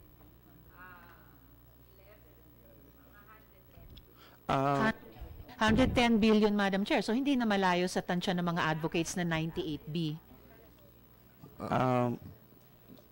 Baka, Madam Chair, makatulong if the good secretary, with the advice of the good USEC, would reconsider increasing targets to hasten coverage. Ang problema, baka bigyan natin ng budget, ganun din na ma-accomplish, sayang yung pera. Diba? Kaya I think ganun na binibigay sa kanila, tingin ko yun ang talagang what they can accomplish in 1 year. Nung na mga nakaraan po kasi, Madam Chair, na sitwasyon, medyo may mga factors po, ma'am, na medyo talagang naging dahilan kung bakit naging mababa po talaga yung output. But right now, kung talagang tataasan po yung budget namin para po sa land acquisition and distribution, gagawin po namin ang bumakaya para po matapos po namin yung target namin. It's good to hear that po, Madam Chair, pero mas maigi pa kung itaas na ng target nung secretary and then humingi nung karampatang budget. Ganun naman po yung budget process natin. And lalo na sa mga so-called last frontier land holdings. Natanong ko po, anong regions yung may, ading top 3 sa may balance and top provinces na may balance? And given that these are the provinces with the most balance, meron bang mga organizational changes na inintroduce para bilisan at i-intensify yung implementation? Negros Region 1 and 2, Region 2, and the ARM, Madam Chair. Actually, the balance for ARM is the largest. Is the ARM has the largest remaining balance, and there's a little difficulty in the attaining the target in the region. Baka yung advent ng Bangsamoro Autonomous Region ay isang pagkakataon para sa DAR doon. But in any case, so ito po yung top 3 regions pa na may balance. Meron ba kayong top 3 or so provinces? Provinces, same. Negros. Negros 1 and 2, Isabela, and Leyte. So may Region 8. Sa ARM po, alin yung top province? Maguindanao, Madam Chair. At para dito sa top 3 regions and top 5 provinces, nagkaroon ba ng organizational changes para mas mabilis, mas intensive yung implementation? Meron po, Madam Chair. Meron po mga organizational To changes. make a manifestation that in the years, kasi dito naka-indicate yung mga na-distribute by year since 1988, di ba? Doon nag full time. Ang laki naman ng accomplishment nila noon kesa ngayon. Dahil ang mga yearly accomplishment nila is 135, 358, 404, 447,000. In fact, kung ganito yon, kayang tapusin na isang taon yung ano. Ang problema daw, ang kanila daw kinakarp ngayon ay yung mga private lands na. So, mabagal. Imagine, 2016, since 2015, 27,000, 22,000, 28,000. Ngayon nga 2018, 5,000 pa lang eh. And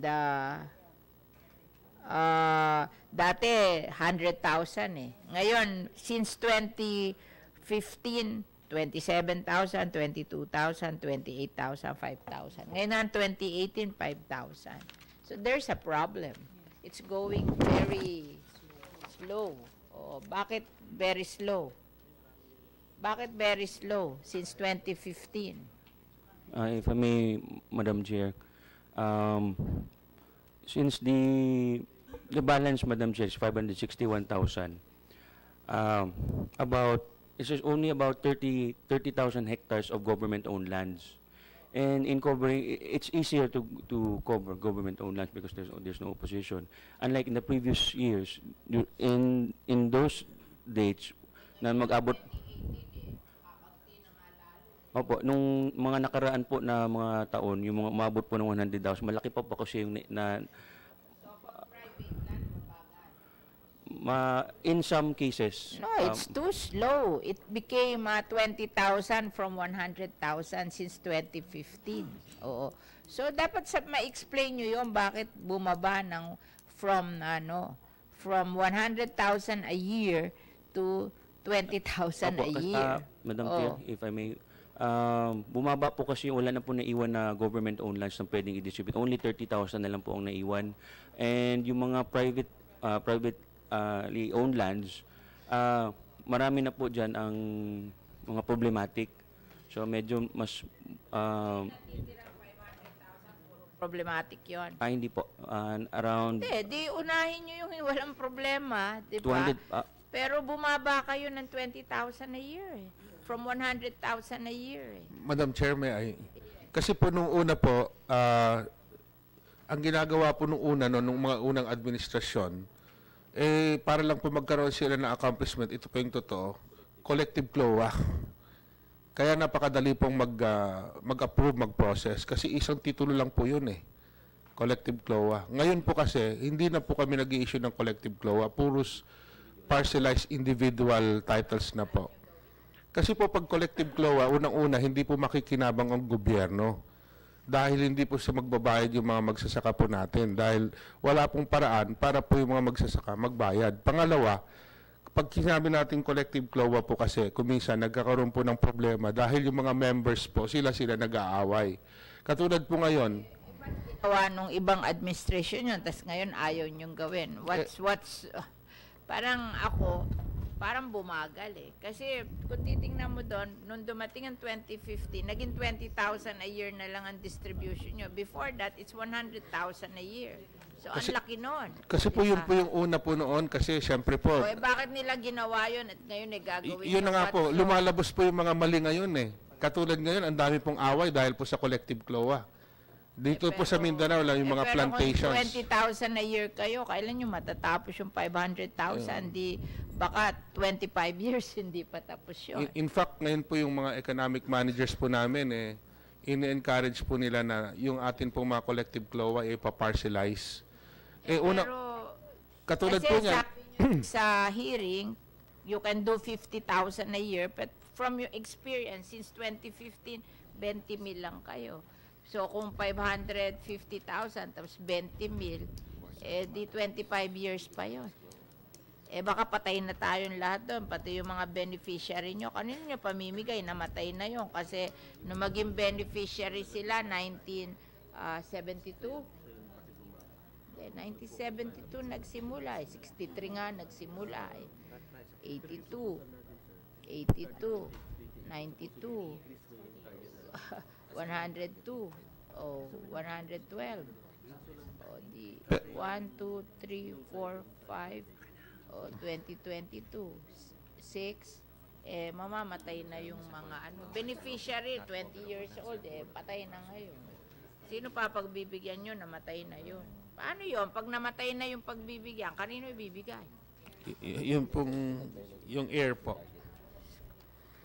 Katulad po nung sa ipapaliwanag ko lang po, Madam Pero Chair. sa tagal Oo nga We po. started in 1972. Kung siya 20 years old, noong 1972, 1, 2, 3, 4, 5. Di 70 years old na siya ngayon. Bago mo nyo ma-process, baka patay na siya. Pwede po bang ipaliwanag, Madam Chair? Katulad po sa collective CLOA, yung sinasabi po natin, meron po marami po mga collective CLOA na sa kasalukuyan ngayon ay nag-aaway-away po yung mga magsasaka. In fact, nagkakaroon pa nga po ng patayan dahil nga po yung iba gusto na nilang mag-withdraw sa collective CLOA. So, lalong tumatagal po yung proseso dahil ang gagawin na naman namin, ika-cancel na namin yung collective CLOA tapos mag-i-issue kami ng another CLOA tapos nagkakaroon po ng litigation. So, talaga pong bumabagal at nagkakaroon po ng mas marami. Nagko-compound po yung problem. Not unlike pag parcelize po yung CLOA na ibinibigay namin.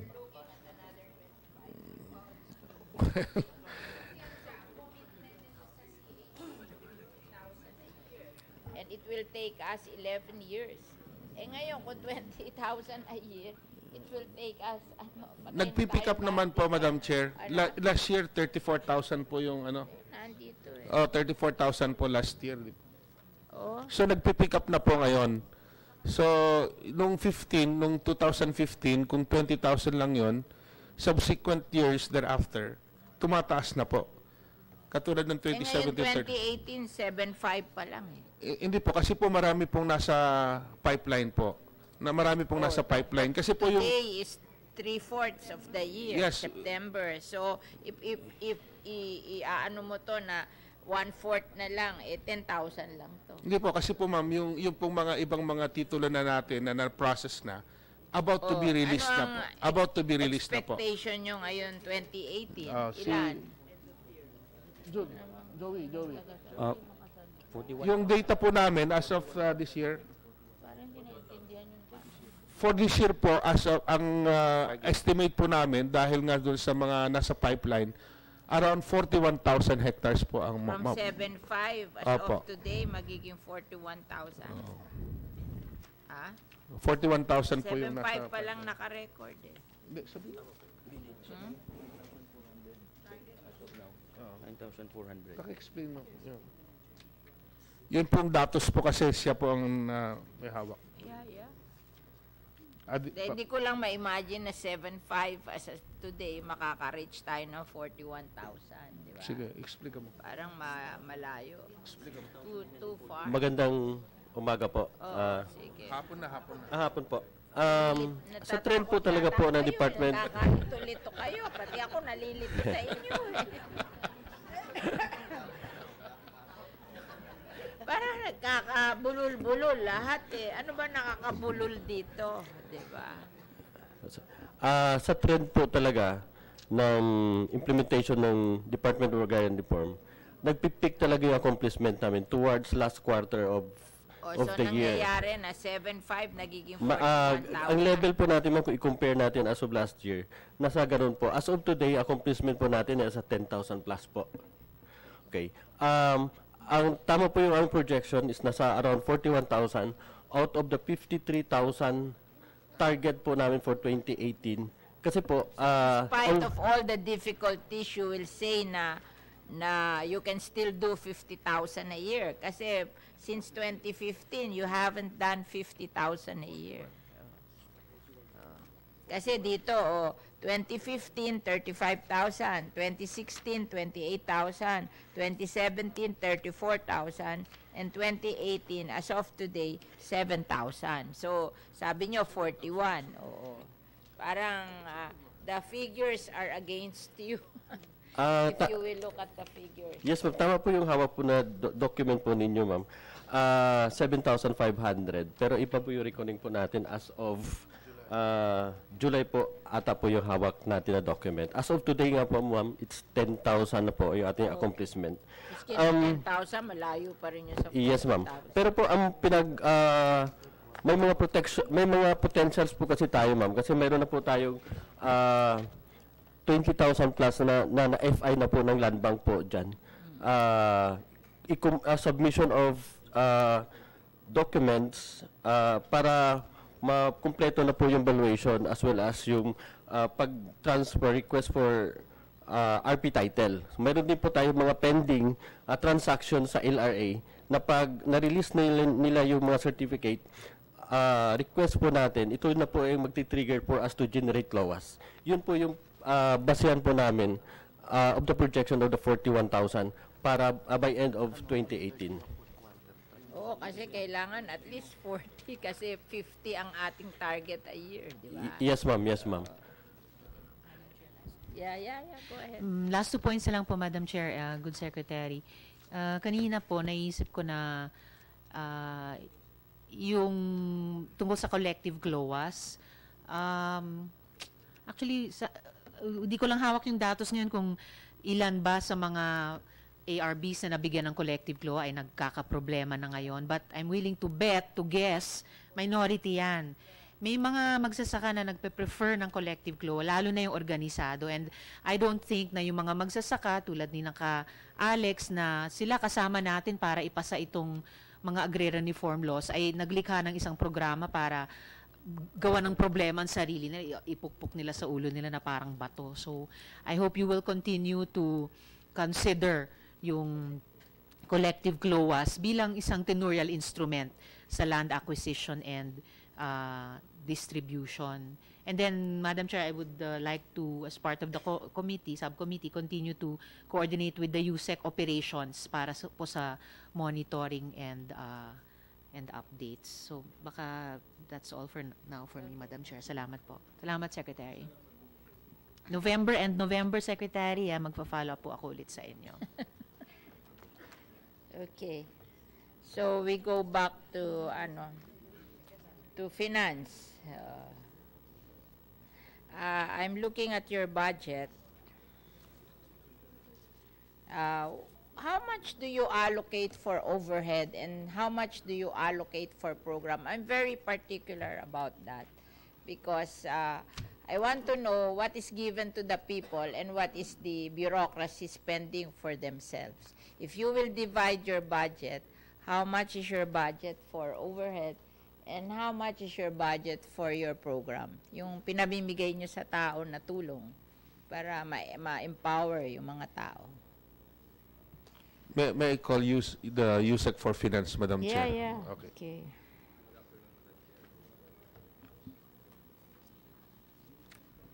RPS requirement, Your Honor, it's 53% of our proposed 7.8 billion How come budget. For when we divided it, it's 72%?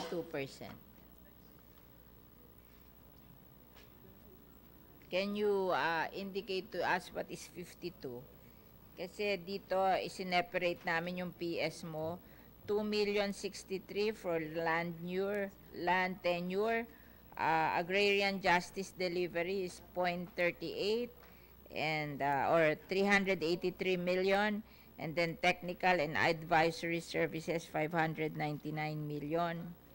General admin and support 1.889 million and billion, and then support to operations 725 million for a total of 5.659 or 72%. Can you find out what is different from your list and my list?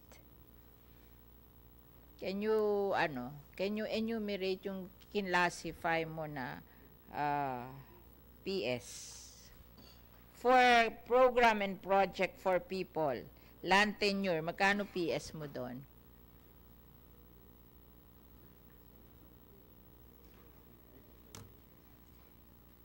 Kasi I always ask that I just want to know how much is the overhead of the and how much is the one given to the people. Kasi usually sa private, ang overhead is 15.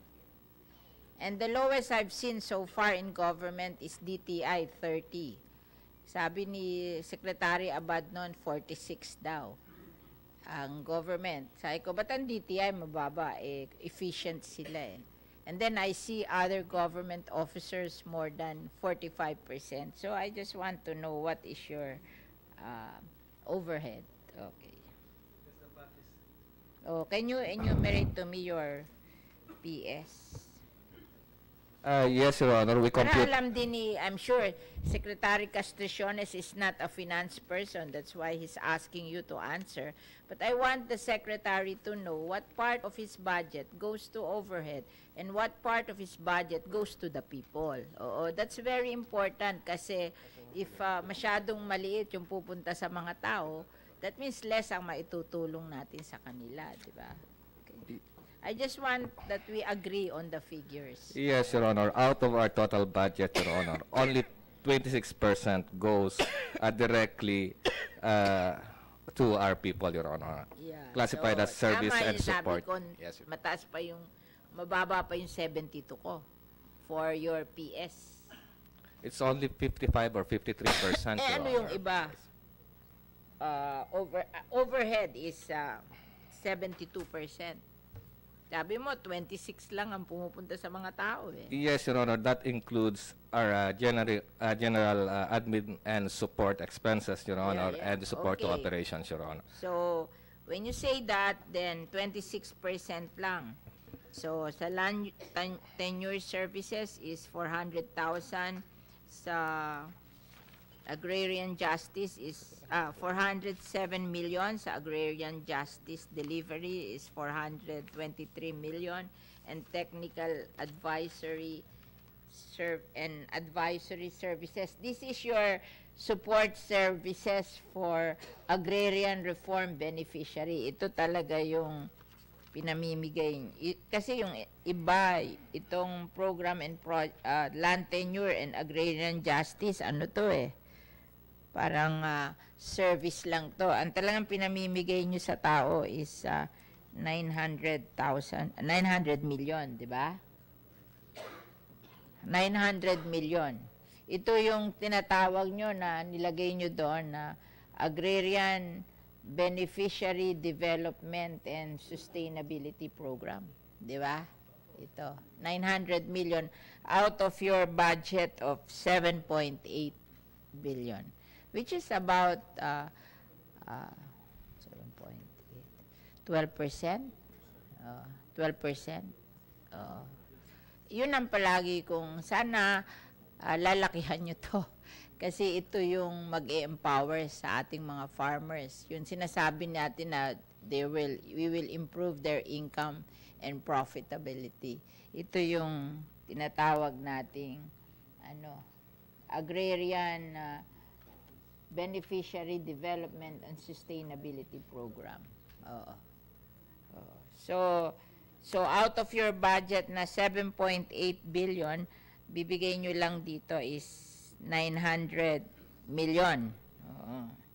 And then, yung foreign assisted nyo na sana magbibigay din ng serbisyo sa ating mga medyo nabawasan. How do you intend to make up for this? Kasi dati, may foreign assisted projects kayo na assistance to Agrarian Reform Community Development Support Program, and then Mindanao Sustainable Agrarian and Agriculture Development Project, Convergence on Value Chain Enhancement for Rural Growth and Empowerment Project, and Inclusive Partnership for Agricultural Competitiveness.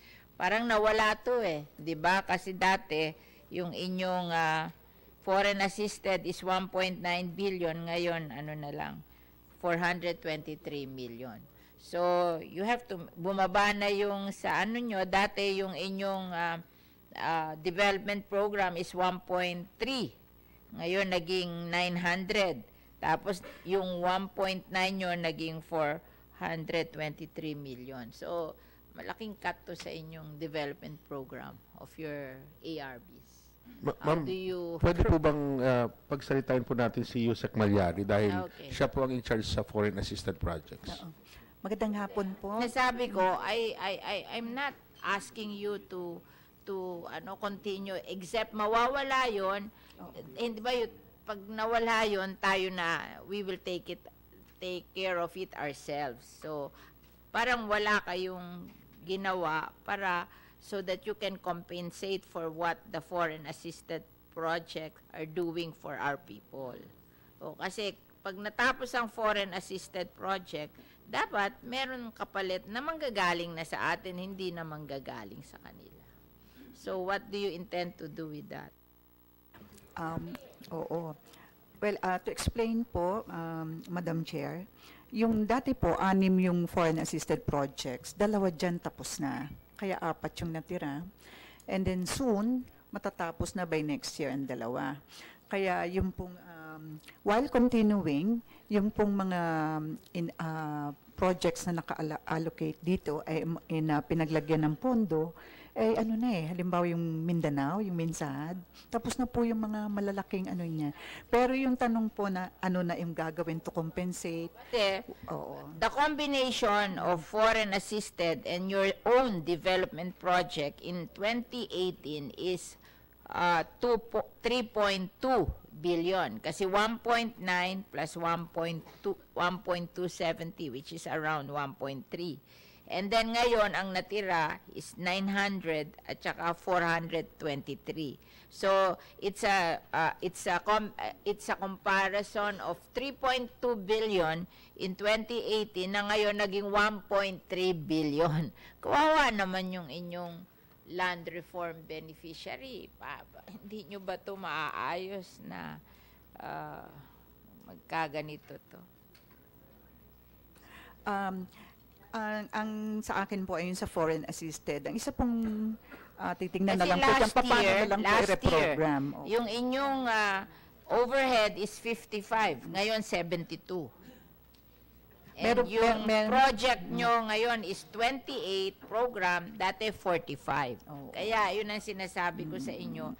Lumaki yung sa inyong portion ng overhead nyo, tapos bumaba yung portion ng program nyo. Parang mali to Kasi dapat it remain 55-45 sa percentage. Kahit bumaba ang budget, but it should have remained 55-45 instead of now na 72 at 28. Parang hindi lumalaki yung overhead nyo, lumiliit yung inyong program for the people. Oo. Ma'am, Hindi ba pag kumukonti budget, dapat kukonti din ang salary dahil kukonti trabaho, di ba? Ma'am, papaliwanag po lang namin.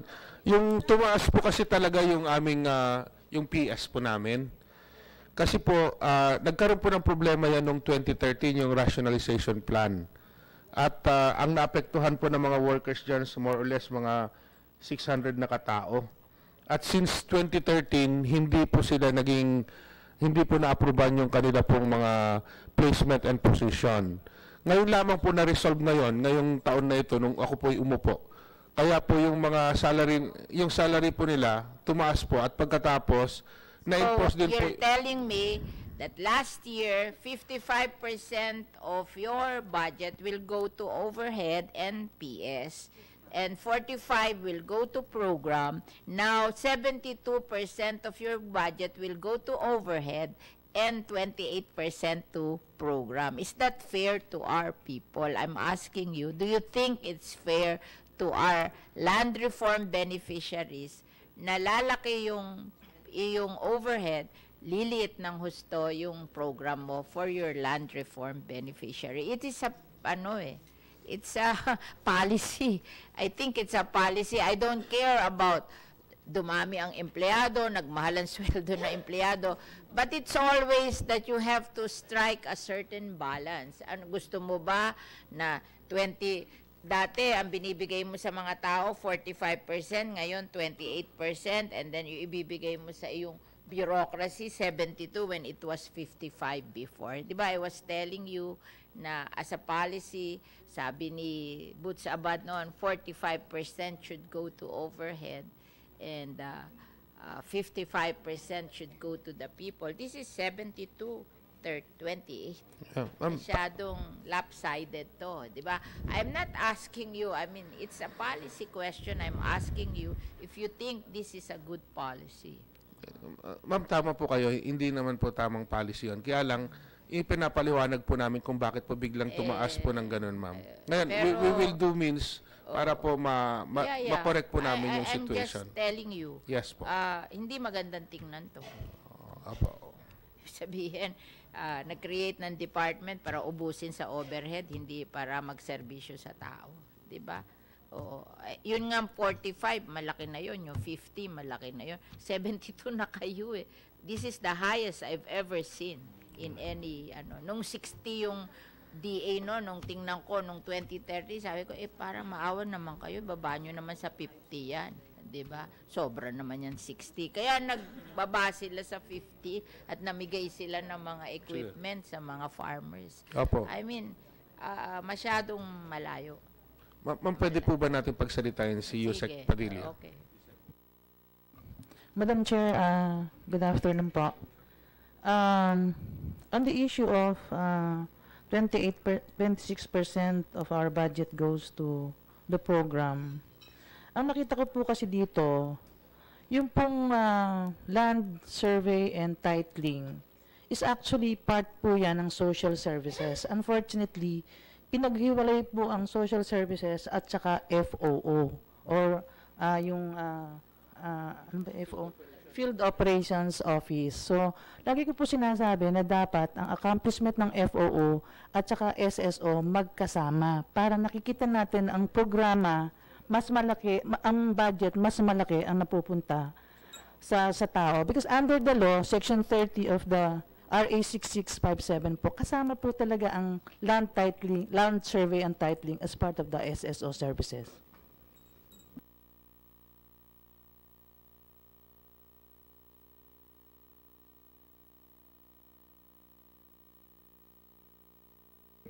Before, di ba? Sobra laki. So, I'm just pointing out to you. Ako kasi, I always, whenever I do budget hearing, I always ask the question, ilan ba pumunta sa program sa tao, ilan ang pumunta sa overhead? And we should observe a certain band. And this is the biggest I've seen, 72 versus 28. Oo. So, maybe you should review your organization na wag ganito kasi this is too much. I mean, ako, pumapayag na ako ng 50-50, di ba? 50-50 tayo. Reviewin nyo lang, baka ano tayo. Kasi pag ganito, masyado namang walang ibibigay sa tao, di ba? So, I guess we will ask you to analyze your budget and present me another one which kasi noon talaga yung DA nagbago sila. In fact, ito palagi observation sa DAR.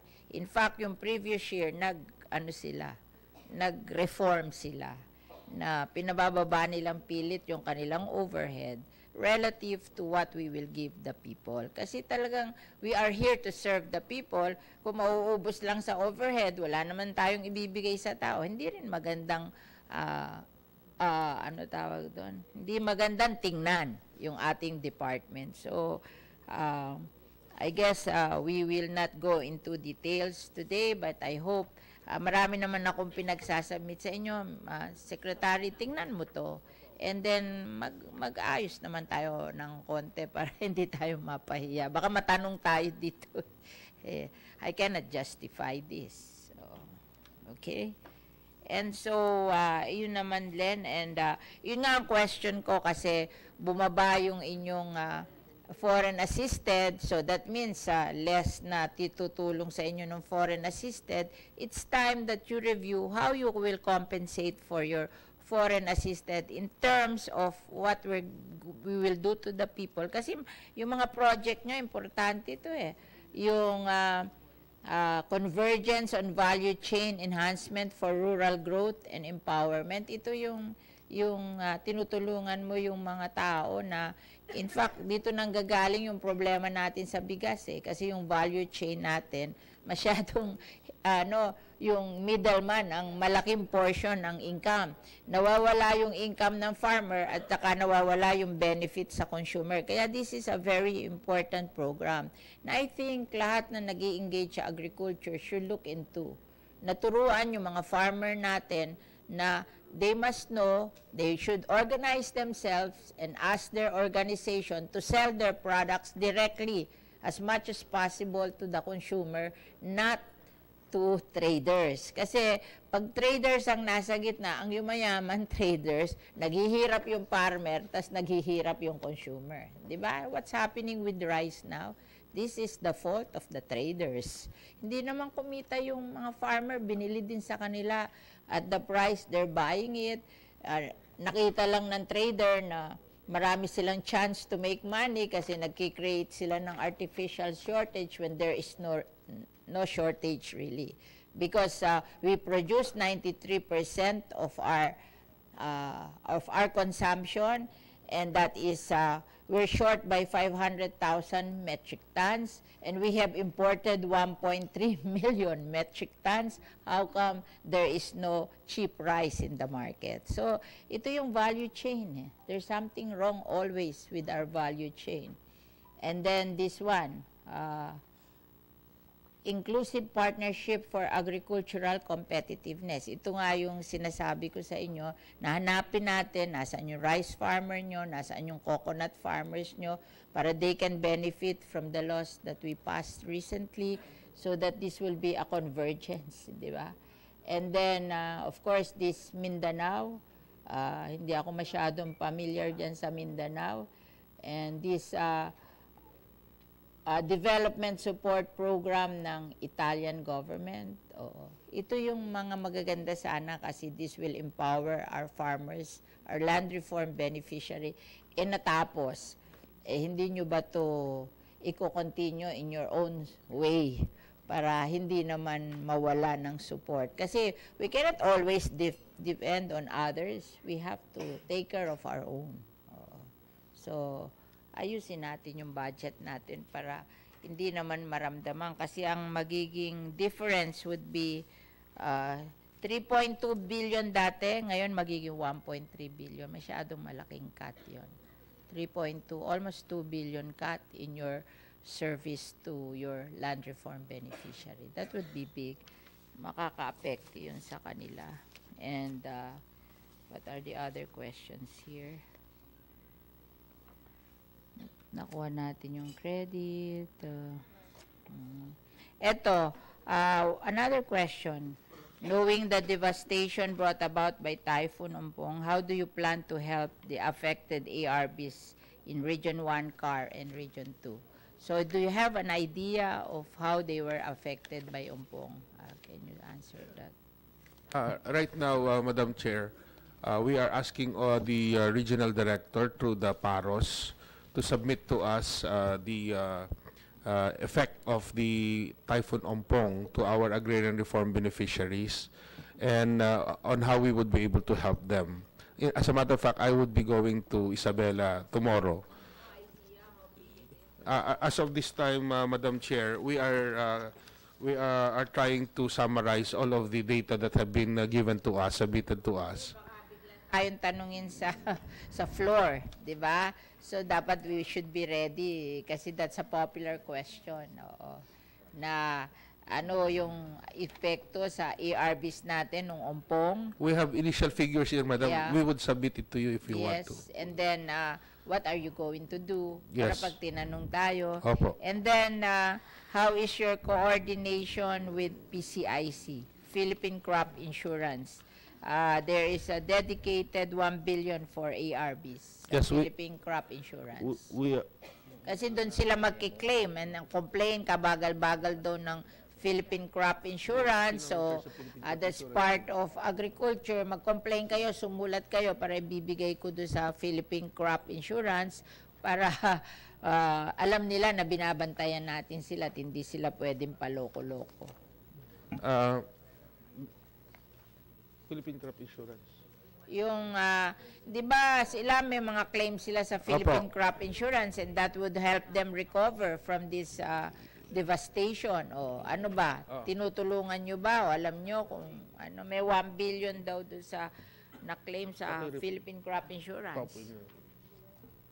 Kasi yung mga itatanong sa atin, baka mamaya hindi tayo nakakasagot pag tinanong tayo.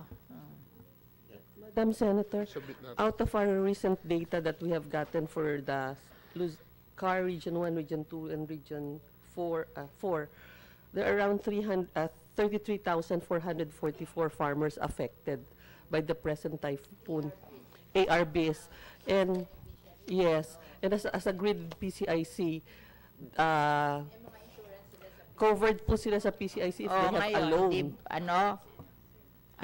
If they have a loan. Oh, and then babayaran nyo ng PCIC. Opo. Oh. Tapos yun, covered naman Be sila. sure na nakaklaim sila. Marami nagsasabi na hindi na daw makita yung damage kasi ang tagal-tagal ng PCIC. Mamaya hindi sila bayaran because hindi na nakita damage kasi nagtanim na uli sila. Hindi na nakita yung nasirang tinanim. Diba? So that's our concern. Kasi gusto natin protektahan ang ating land reform beneficiaries. Yeah. By October 15, we have a workshop with the regional managers of PCIC so that we can really look at the direction. Bilisan nyo. Ba't October pa? Tagal-tagal pa ng October. So, that's one thing. Baka mamaya, natamnan na uli, hindi pa't nakikita ng PCIC. Alam naman po ng field ko paano yung process involved na kasi may orientation given to them. What we're looking at is the direction of the remaining months of 2018 and 2019 para ma-cover. Alamin nyo, kasi kawawa yung mga land reform beneficiary, meron silang makiklaim sa PCIC, itong PCIC, sobra bagal niyan. In fact, I'm trying to pass a law that will involve the private sector para may competition sila. Kasi I'm trying to pass a law, yung index-based crop insurance, index-based crop insurance, climate, climate index-based crop insurance na ipakocover ko sa private. Kasi masama rin na puro PCIC tayo. Kung ano lang gawin ng PCIC, payag na tayo. Hindi rin maganda yun. Kailangan may competition para mag-straighten up din sila para lumaban sila sa private sector kasi para naman mabigyan ng magandang serbisyo ang ating mga farmers. So I'm trying to pass that except I have to pass so many things. So I will try to pass that this Congress, but if I cannot, then I refile next Congress. Kasi ngayon lang kasi tayo magkakaroon ng agricultural insurance coming from the private sector. So we are getting the commitment of the private sector that they will participate. Kasi gusto ko may competition ng PCIC. Kasi ang daming complaints sa kanila na hindi maganda serbisyo nila. Yun. So, yun. So, ano pa ba question natin? Yun lang, let's be ready for yung Ongpong report natin. No? Kanino namin ifa-follow up yung Ongpong report? Yusek Emily Padilla, madam. Okay. Hindi kompleto eh. I-submit na lang, submit. Ongpong report. Emily Padilla. Oh, para hindi lang yung ano yung report, ano gagawin nyo? Para tatanungin nila yan eh, sigurado. And then, yung crop insurance nyo, makiklaim nyo ba para in the behalf of the ating land reform beneficiaries? Oh, so, para tayo, eh, masasagot natin ang question doon sa floor. Oo. So, okay. So, you have some more things to say? To report, you're okay? No more, You're Madam Chair. finished? Okay. So, we are suspending the hearing of the DAR. Okay. Thank you, Madam Chair. Welcome.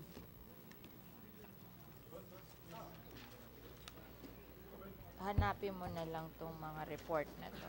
Diba? Ito. Yun na, hindi ko na kailangan yan. Ompong report. Tapos yung measuring the lives of farmer, hindi masyado. Ito may agre-report report on price of coconut farmers where they are. Oo. And then yung credit, diba?